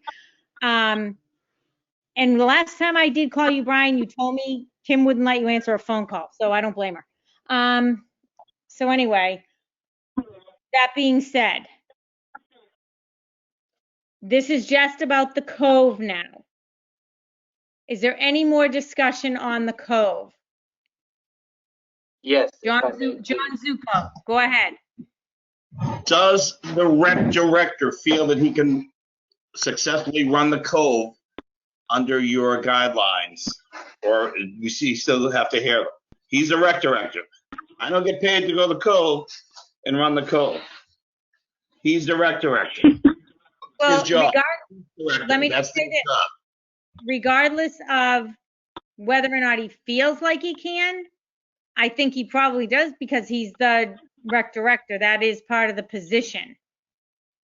He's overseeing it. We do have a beach director. There will be a beach director, one way or the other. So that is already in play.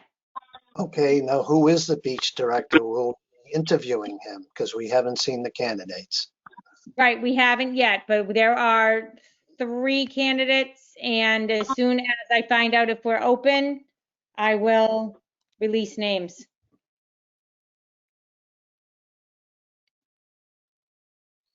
Does anybody else have anything they want to say? Yes, please. Go ahead, Bill. I do want to point out that there were several times I tried to speak at the last Board of Selectmen's meeting and was never given an opportunity. And then at the end of the meeting, when they asked if any of the members of the Board of Selectmen wanted to hear my input, they still just went to their vote and did not allow me the opportunity to talk about the information that I had sent. And again, I know there were various pieces of what I sent along that certainly through talking it through, I would have been able to weave it together better, but was never given the opportunity. I was passed over several times when I tried to speak. So I also think in terms of this, I've been getting thrown under the bus more than probably necessary. And I also just have to say again, and it's, you know, from a personal level, we do also have to realize that not just about somebody contracting COVID, but the ultimate price that people sometimes pay with this is that they can pass. And we've seen it now. I don't know how many people on the commission have a personal experience with this, but if you don't, then I hope that you don't, because it is terrible. Because we have family friends whose mother passed away and their father's now intubated and has no idea that his wife of 30 years has passed from COVID, and he may not wake up. And that's what we have to also be faced with, is that is the ultimate worst case scenario that could happen as a result of this. And I think, like, I get it. Kids are cooped up and it stinks.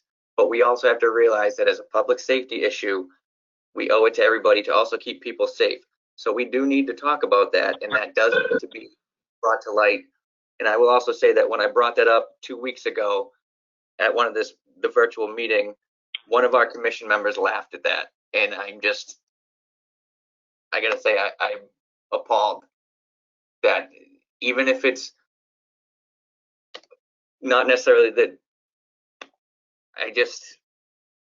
We have to take into consideration everything and not just about public outcry and that kids have been cooped up. We also have to keep in mind that this is a terrible, terrible disease. It's a novel disease that, again, novel means it's new. We don't know about it.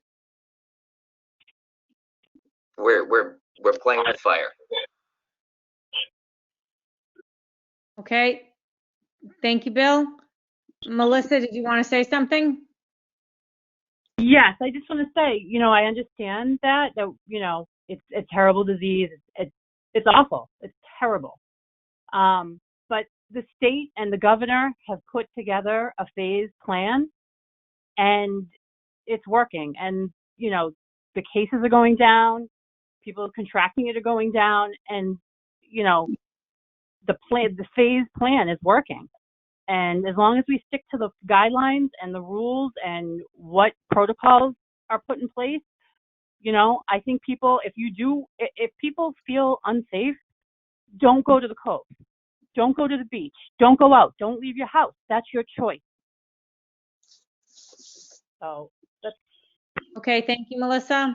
Is there anybody else that would like to speak on this? Yeah, I would like to speak, Diane. Go ahead, And Brian I've Smith. already spoke, but when I've dealt with about maybe 7 to 8 exposures, and when you see the fear and anxiety that comes forth with people who are in shared spaces, it really hits home, because you don't know how far this thing has gone. And if you don't have the proper protocol in place, it's Russian roulette. That's all I'm going to say. It's not a pleasant thing to deal with. And we as a commission, we have people who don't like us, and trust me, they will capitalize on this. So that's all I got to say.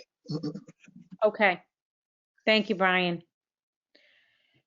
All right. Then I'm going to ask Brian Frizzetti, do you want, in order to adhere to the proper protocols for meeting and voting, should I read the plan and try to just send you guys these documents right now, or do you want me to wait on a vote? Or I have to say, I'm sorry that as the chairperson, I'm not more well versed in the proper procedure here. So I'm looking for a little bit of guidance, and I wish Dory was here. So, Brian or Joan?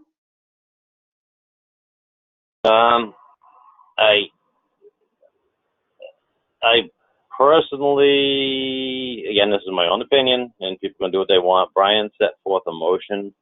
I think we should vote on the motion that he put forth, and pending how that motion sits, would determine which way you would approach the Board of Selectmen. Again, that's only my own personal feeling on it. Okay. I mean, then again, that's just how I feel about it. He put forth a motion. We had discussion on the motion, and I think the motion should just go forward, and we can go from there. Okay, Juvie? Okay, so no, I understand what Brian is saying, and that we are a commission, but we also, as a commission, we have a responsibility to really do our homework and get, all of the facts on the table. You know what? We can't keep backtracking what could have been done, what should have been done. When I wasn't able to come to the meeting, so I was as much at fault for not being ready, but we were not ready, and I don't believe that that we're answering to the townspeople. I don't care who doesn't like us. We know what we do here. We do good work here. We work very hard, and what we need to do is make sure that we've crossed all our T's and dotted our I's. And you know what? You cannot. We've been in quarantine for so many months. There has been a lot of effort trying to find protocols so that we can function normally. eventually. It's not, we're not functioning normally by any means, right now. So I think, to say that we're not taking this seriously, that is just an understatement. We are all taking this seriously. We're racking our brains to figure out how we can do this safely. So I don't know that we're just kind of, taking a walk in the park here. This is very difficult. And Diane, if she has to go as a private citizen, then she should, because you know what? The last meeting, if you were listening to that, it really looked like we didn't do our homework. And that's upsetting. It's upsetting. And that protocol should have been done, but we can't go back. So many things could have been, should have been. So I'm upset because we have a responsibility to townspeople to give them recreation. There is zero recreation in this town. I'm pulling my hair out just thinking about this. Zero. And now you've taken away the only thing right now that the townspeople have. And so honestly, I'm taking a look at this summer thinking, what are we here for? What is the rec commission here for if we can't put rec in there? So yeah, I understand this is very heated and passionate, and a lot of people are upset, but you can't just vote it down, period. Put some ropes up and tell people to go home. No, the townspeople are speaking, and I think we really need to listen. And I think a second shot at it, if they voted down, then they voted down. But you know what? We didn't go home without a fight. That's all. That's what I'm saying. Okay. All right. Is there any further discussion on this? Because I'd like to move forward on a vote, which will determine if I'm presenting tomorrow as the rec chair or as a private citizen. Okay. So a motion has been brought forth by Brian Smith to vote on whether or not we open the Cove. Is there anybody that would like to second that motion for a vote? And again, if you don't want to vote, don't second the motion. I'm not trying to force anybody into anything. So is there anybody that would like to second that motion? Second, Brian Frazzetti. Brian Frazzetti, thank you. All those in favor of taking the vote, not actually voting yet, of taking a vote right now for opening to decide if we're going to open the Cove, or if you wanted to wait until another meeting. So if you would like to vote now, the motion is to vote now on prior to seeing the comprehensive plan. Diane, you just changed his motion. Yeah. I'm sorry. I apologize, Brian. I'm sorry. I was trying to word it. He would have to rescind the motion. Brian Smith, you want to vote on whether or not to open or close the Cove even without seeing the comprehensive plan. Is that correct? Yes. Okay. Is there anybody that wants to second that motion to just move straight to a vote on opening or closing the? Second. Okay, Brian Frazzetti.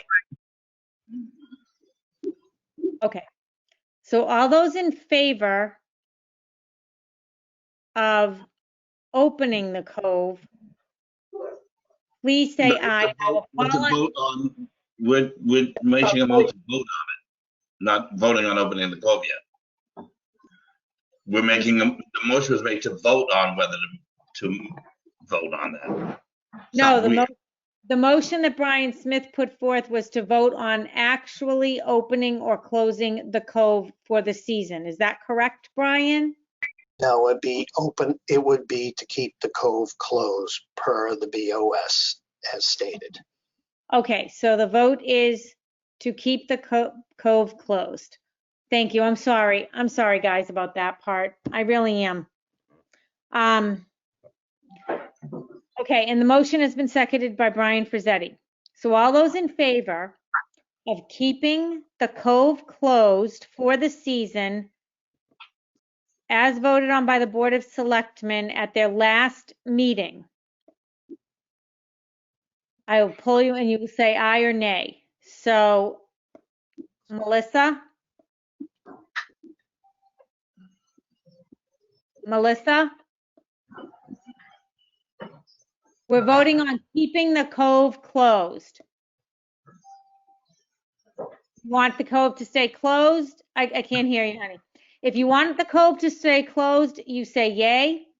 If you vote to revisit the issue with the Board of Selectmen, then you say nay. I'm going to poll everybody individually. So, Sorry, I was on mute. I'm sorry. Nay, I was on mute.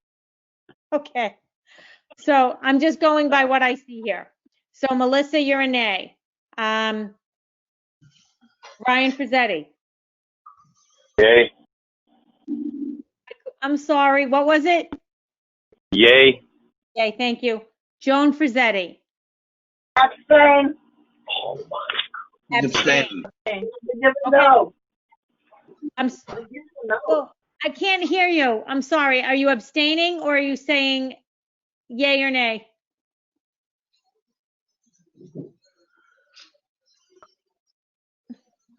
Joan, honey? I'm abstaining because I don't agree with any of this to begin with.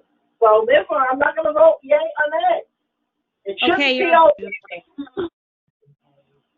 It shouldn't be open, period. So it's not open, so you would vote yay to keep it closed. That's right. Say yay. Yes, then I voted not to open. Say yay. Yay, whatever.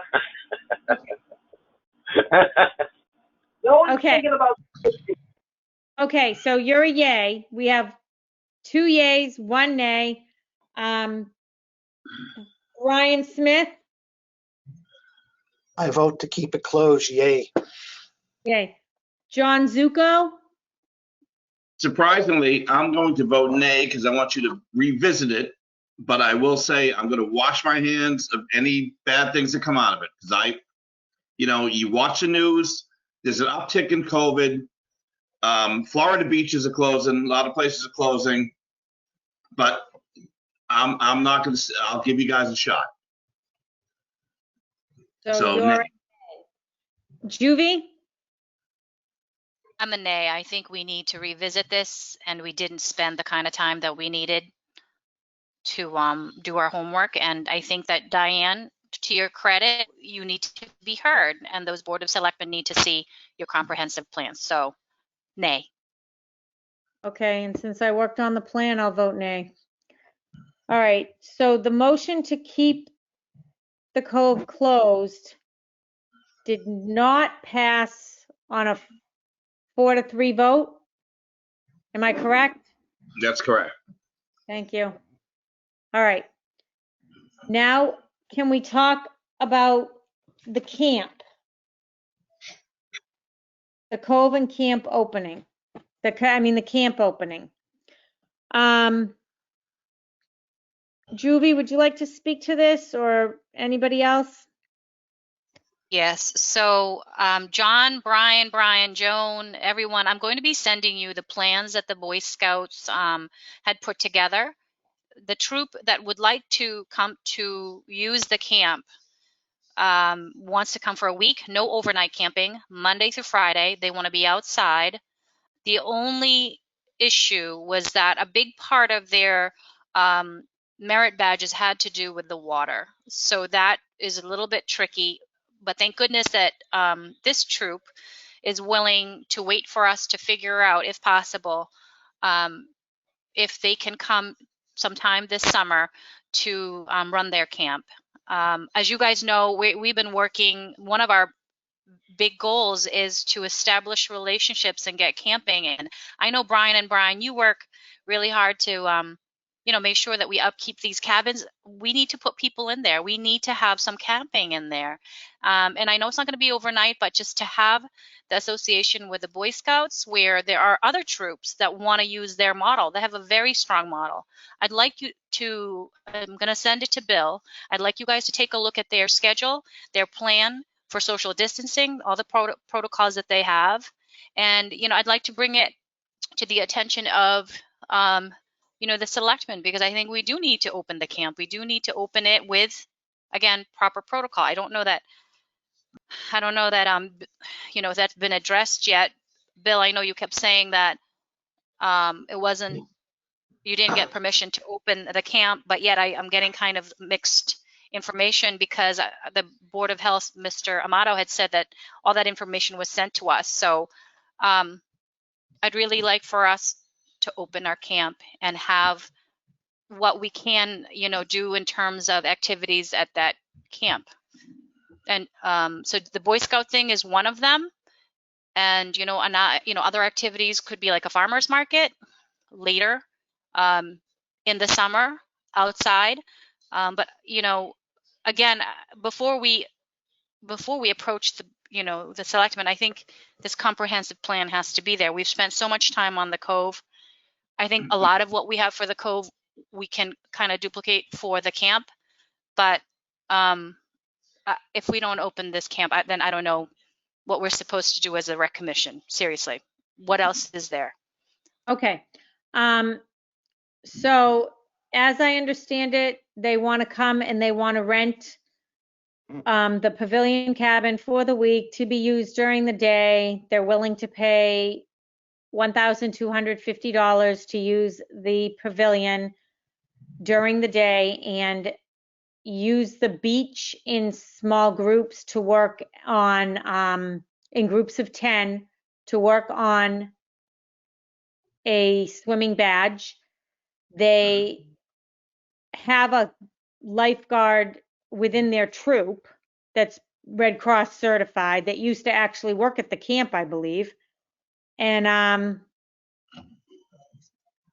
they have all their protocols as set by the Boy Scouts, which I'm sure adhere to and probably go beyond the guidelines. So when we talk about opening the camp, that's something we would have to take to the Board of Selectmen as well. Is there any comment on this? Questions, concerns, anything? Let's see it.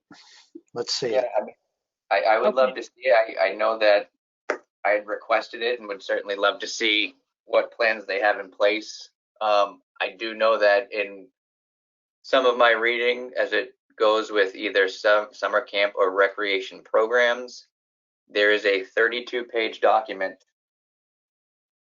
of things that we have to adhere to. So I'm still going through it, but there are certain concerns and things that we're going to have to address in order to allow any sort of programming. I don't know, at least if it comes from us. If it comes from the Boy Scouts, then maybe the onus gets put on them and not so much on us. But if recreation is going to do a program, there are many things that we're going to have in place in order to do so. Okay, thank you, Bill. Juvie, go ahead. Bill, I did send you the email on June 9th in regards to contacting these folks. They have been looking to get in touch with us, and then the email that you responded with was on June 19th. So there was a good 10 days after. Now they're on June 19th, and they were waiting patiently to, get the information. We have been asking for this, since June, and now we're going into July. And what I'm hearing from you is we don't have a protocol. Like we can't present this tomorrow night because we don't have that protocol. That 32-page, Board of Health document you have not gone through. I'm still going through it. I mean, we don't have a plan whatsoever. I mean, this was something that's been in the pipeline. We've talked about it. I know I've mentioned it. I know we said we wanted, as part of our plan for the camp, and in our business plan was to encourage camping via groups. There's nothing more natural than having the Boy Scouts in there. And, now we have this opportunity and we're not prepared again. So, it's upsetting. I ask for their information. Like I can't even, I can't necessarily make a decision on something if you're saying they want to use the camp, but I don't have any information to base it on. But I asked you to contact them though. It was in the email. You had their information. You could have contacted them. And at this point, I was still teaching. I couldn't follow up on that. I mean, school ended for me, and then when I checked in, there was really nothing. It didn't move. And so now we're like catching our breath. We're in the summer right now. This should have been done. And honestly, I don't think I will be presenting this tomorrow night because we're going to have a repeat of the Cove. There's protocol. I can't say the Boy Scouts have covered the slots. We have to say, in addition to that, these are the things that we know we can do. I mean, I know they're only using the pavilion, but I mean, do we have from Right here? now, Do you the have a? pavilion that's a 10-person gathering at the most. Like, No, there's they're just still- renting it. They're renting it to have it as a spot. They're going to be outside in the camp. They're going to be sitting at the picnic benches. And that's what I'd wanted you to do, was to have that conversation with them, because I would have thought that was something that, was a goal. It's a goal for us to have camping there. And now we're almost it's July, it's June 29th. I mean, we're trying to salvage the rest of the summer. And what I'm saying is that protocol has to be done like yesterday. But we can't even bring it up tomorrow because we don't have that protocol. So I guess we can't do anything. Again. Well, the only thing that we can really do is camping, and at that, you can only have same-person households in a cabin, and the cabins have to be spaced every other. And they're not still, camping. They're not camping. Well, they're again, not doing any overnight camping. They were also CC'd on that email, and they could have just as easily forwarded that information that they had along. Bill, that's not their job, though. Bill, the onus is on you here. Come on. I don't see how if they're looking to rent the cabin and they're not going to send us information on what they're looking to do, how is that on me? You should have contacted them. Okay. All right. Let's move on. So Diane? we need. Sorry. Brian Hi. Thanks. Sorry. Oh, I knew it was can you. I I was take- just on the board. And while everybody's taking a deep breath, I'd like to put forth a motion that might clear a little bit of this up. People might not like it, but I think it's the right thing to do. I've heard enough talk about we haven't had enough time to spend going over this and that, there's a lot of emotion flying around. I'd like to put forth a motion to hold both the Cove and the camp until both have a complete comprehensive plan to reopen. That includes tying shoes at the gate. That includes someone out in the parking lot to take care of traffic at the Cove. That includes the gatekeeper. That includes someone on the beach to take care of the beach and social distancing. That includes probably pushing the docks out a good 15 to 20 feet more so we're not herding people in like horses. I mean, a complete comprehensive. Then you're killing two birds with one stone. We're not beating each other up over nonsense. You can go both ways, yes. People are looking for stuff to do in Hanson. I have no problem with that. But we need to be able to do it safely, 100% safely. And I don't want it to come back and bite me in the hindsight, to be perfectly honest with you. So I would like the motion until a full comprehensive plan of both areas of the camp are done, that we get off the Board of Selectmen's agenda for tomorrow, and you wait another week until everything's out. Okay. Teresa, did you have your hand up? Go ahead, Teresa. So I think the Board of Selectmen are going to talk about this tomorrow, whether you guys are there or not, is my understanding, just as a point of reference. The other part of that is that, a plan that you have now does not need to be static. I mean, you're entering into July. You can set forth an initial plan and then work on it over a week and revise the plan. There doesn't have to be one whole comprehensive plan. By the time you plan, the situation may change entirely. So I would just recommend, having gone through this in my own profession and, in other committees and commissions as well, that getting a plan in place that you can kind of move forward with, and also working on it and keeping the flexibility there that you can improve upon it and move up, forward with it as it develops is another option. To your And point, also, I just want to say I have to jump off now, but I wanted to thank you for letting me at least participate. thanks, Teresa. And Thanks, to your point, I've stated that in my plan, that this plan is fluid, pending further guidelines from the state and to see, as we go.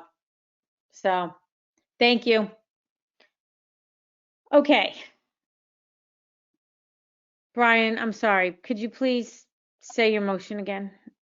Or what you were going to If I can remember it. Yeah, I'm sorry. I'm really sorry. I mean, there's a lot of stuff going back and forth. I absolutely understand what Teresa was trying to say, and I know things have to be fluid depending on what's going on.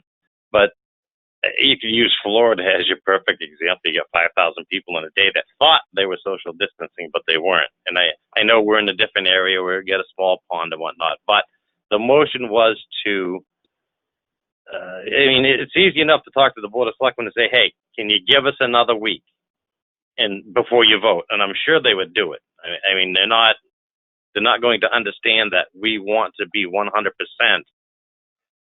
No questions asked. This is the way we want to do it. Then please make a vote. So my motion was to basically hit the brakes for now, table what we're doing, and take 1 week and come up with a complete comprehensive plan for the Cove, which you said you're almost done with, so that should be easy.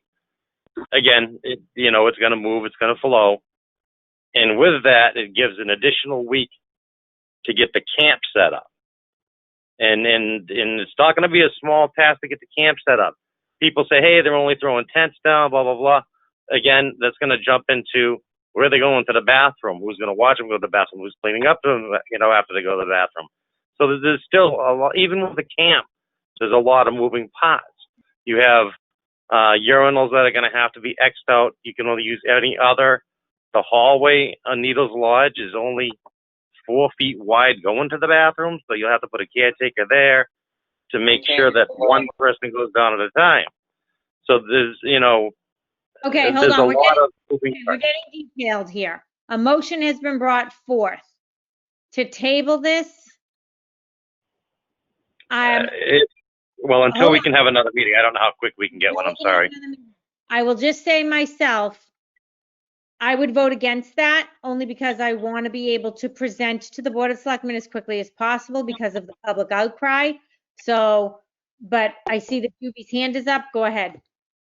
Brian, I do agree with you. I think I want to hold off on camping. I know you have to address that Cove thing. So I think waiting another week, if we're going to keep it closed, let's get this shut and done sooner than later. I really do feel that. However, for the camp, I just don't want a repeat of the Cove situation. I mean, they really, from my understanding, that they felt that we weren't prepared. They felt that we didn't have all of our, all of our information. So, the camp part is so important because I know Melissa is working hard to try to figure out some activity, and I know I want to do lots of activities this summer. This was our summer that we were going to start laying the foundation down for successful, summers. And I still think that we can salvage a lot of this summer. We still can. We can do it. And if we go to the Board of Selectmen appearing the way we appeared, without all this, then so I'm not going to come tomorrow. I'm going to ask to table the camping. I think that can wait another week. I don't want to be behind something that, I don't have all my information. So. Okay, so we're going to separate. I think it's a good idea. There is a motion. So Brian, do you still want to bring forth your motion? I'd like to rescind my motion and start a new one. How's that? Okay, go ahead. At least I did this right by asking All right. for. I'll make All right. I guess I would motion to present the Cove. Okay. Again, letting the Board of Selectmen know that this is, it's not ironclad. Things may change. Yes. I don't know how they're going to take to that because I think they want ironclad. And I know it's going to be almost impossible to do that. and to table until we get a more solid foundation for opening the camp until, say, our next meeting, so everybody can gather information together, maybe send whatever they can to Billy if you want to, you know, kind of put it all together once it gets to you, Bill, and plus whatever research or expertise you have in that. Okay. And then that would, you know, obviously work on both things at the same time, basically. Okay. So, would anyone like to, so Brian, bring forth your motion. You would like to make a motion that we table a decision on opening the camp until we have a comprehensive plan, hopefully by our next meeting, in accordance with state guidelines, and that we move on to present as scheduled to the Board of Selectmen regarding the Cove, of course, stating that the current status of this as a rec commission right now. Is there anybody who would like to second that motion? I'll second it. Thank you, Joan. All those in favor, say aye. Melissa? Aye. Can you pause that for 1 second? I just wanted to make sure that there was no other dialogue from either Brian or John or Melissa or Juvie. Oh, sorry. You know, Yeah, that way, you know, if they have something to say, that way we can get it all in. You got I'm two sorry. motions that you're wrapping into one here. Let's separate them. One's I for the thought we code. did. He rescinded it. Okay, so what's the first motion? There's only one motion now because he rescinded Yep. his first and reworked it. Yeah. No, I get what Brian's trying to say. So I sorry. once again will retract that motion. Okay. I motion to move forward to bring the Cove in front of the Board of Selectmen. Obviously explain to them that it's not, I mean, it's really not a 100% yet because we haven't seen it. Right. But it's going to be, like you said, fluid. They may want something a little more solid, Detail. but we can at least move forward with it, and then they can make their decision on that 100% tomorrow night. Okay. That would be the first motion. Okay. So all those in favor of, well, would someone like to second Brian's motion to bring? Oh, thank you, Joan. I can hear your frustration. I'm sorry. All those in favor, say aye. Melissa? Juvie? Aye. John? Aye. Brian? Smith? No, nay. Okay, Brian Frizzetti? Aye. Joan Frizzetti? Aye. Motion carries 6-1. I'm voting aye, obviously. Okay. Now, Brian, your second motion? Second motion is to table the camp reopening, which may or may not affect the Boy Scouts, I'm sorry, until we can get a comprehensive plan Place before our next meeting. before our next meeting, correct. And again, Okay. we need to supply Billy with as much support as we can on this. Okay. Joan, I'm assuming you're seconding? I will second. Thank you, John Zuko. Little variety. Okay. All those in favor of, Got a comment? I can't, Discussion? sorry, I can't see. Just a moment. Okay. I need to say that the time of the Cove is affected with the Boy Scouts. If the Cove does happen to open, then you're going to have to limit the people and tell some people they can't go in there because the Boy Scouts are going to have to be there. So you're going to have to work something out about this time.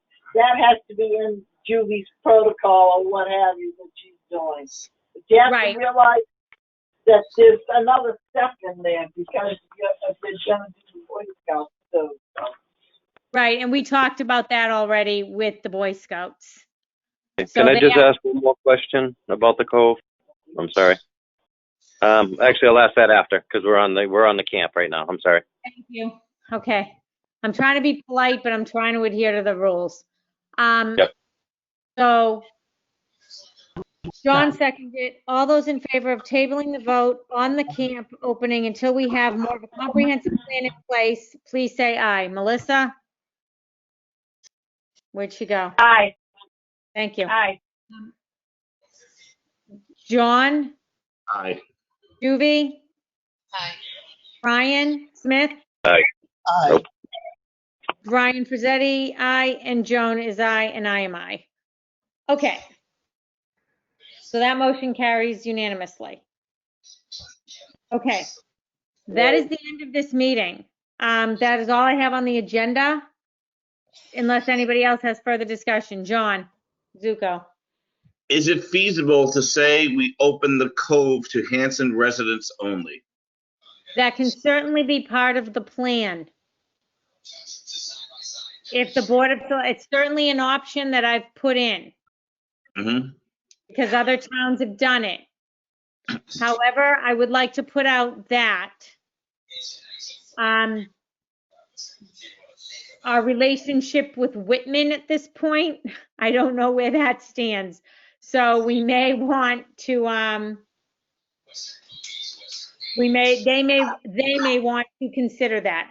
But I'm certainly putting it out there, John, because other places have done it. They're only open to their residents. Anything else? Is Arlene still around? Who? Arlene? Oh, Arlene, are you still here? Yes, I am. Darn, girl, Arlene. you're good. I have a question for Arlene. Yeah. Has the water been tested at Camp Kiwanis yet, at the Cove?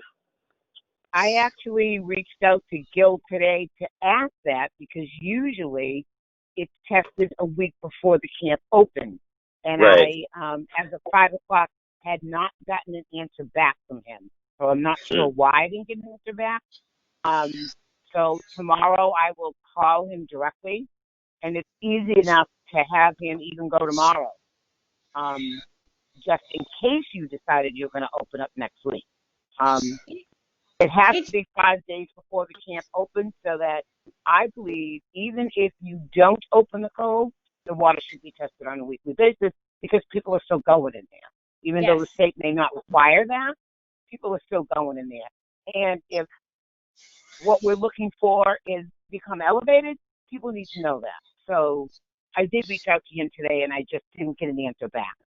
But yeah, that would have to be part of the plan. We would need to go this week and test it. And again, like I said, I think it should be tested throughout the season just because we know people are going in there. Thank you, Arlene.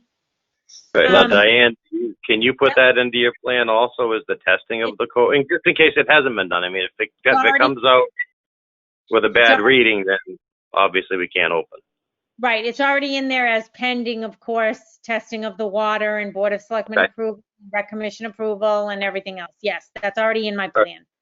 All right, thank you, Arlene. You're welcome. Okay. Arlene, is there any further discussion for tonight? Would someone like to make a motion to adjourn this meeting? Oh, before we do, let's set our next meeting. God help us.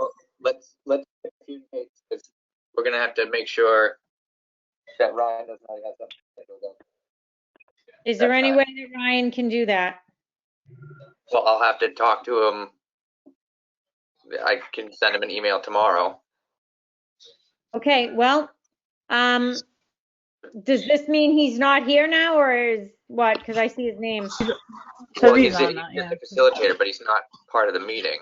Okay, so pending looking at his schedule, so as soon as we can, because we'll probably have a lot to discuss. So Monday, July 6th, is that good? Works for me. We have to wait. Tentative. TBD. So tentative 6, would the 13th be the fall? Are you guys looking to do Monday? Yeah. Yeah, July 13th seems a little further out than we need. I think July 6th, if we're going to get this done, July 6th. What I'm saying though is that we may need a backup date. So if July Sometime 6th that doesn't week. work- and July 7th. That's fine. Okay. Are we still looking at 6 o'clock? Yes, we are, Yeah, so that everybody can make. Do 6 o'clock so that everybody can make it. So I'll see if he's got the 6th or the 7th available. Or the 8th, whatever you can do. Okay. So, would someone like to make a motion to adjourn I make this a motion meeting? to adjourn this meeting, please. Second. Second. Okay. Thank- Third. Third. All those in favor, just say aye. Aye. Aye. Unanimous. Thank Night, you, everybody. everybody. Have a good night. Good night, everybody.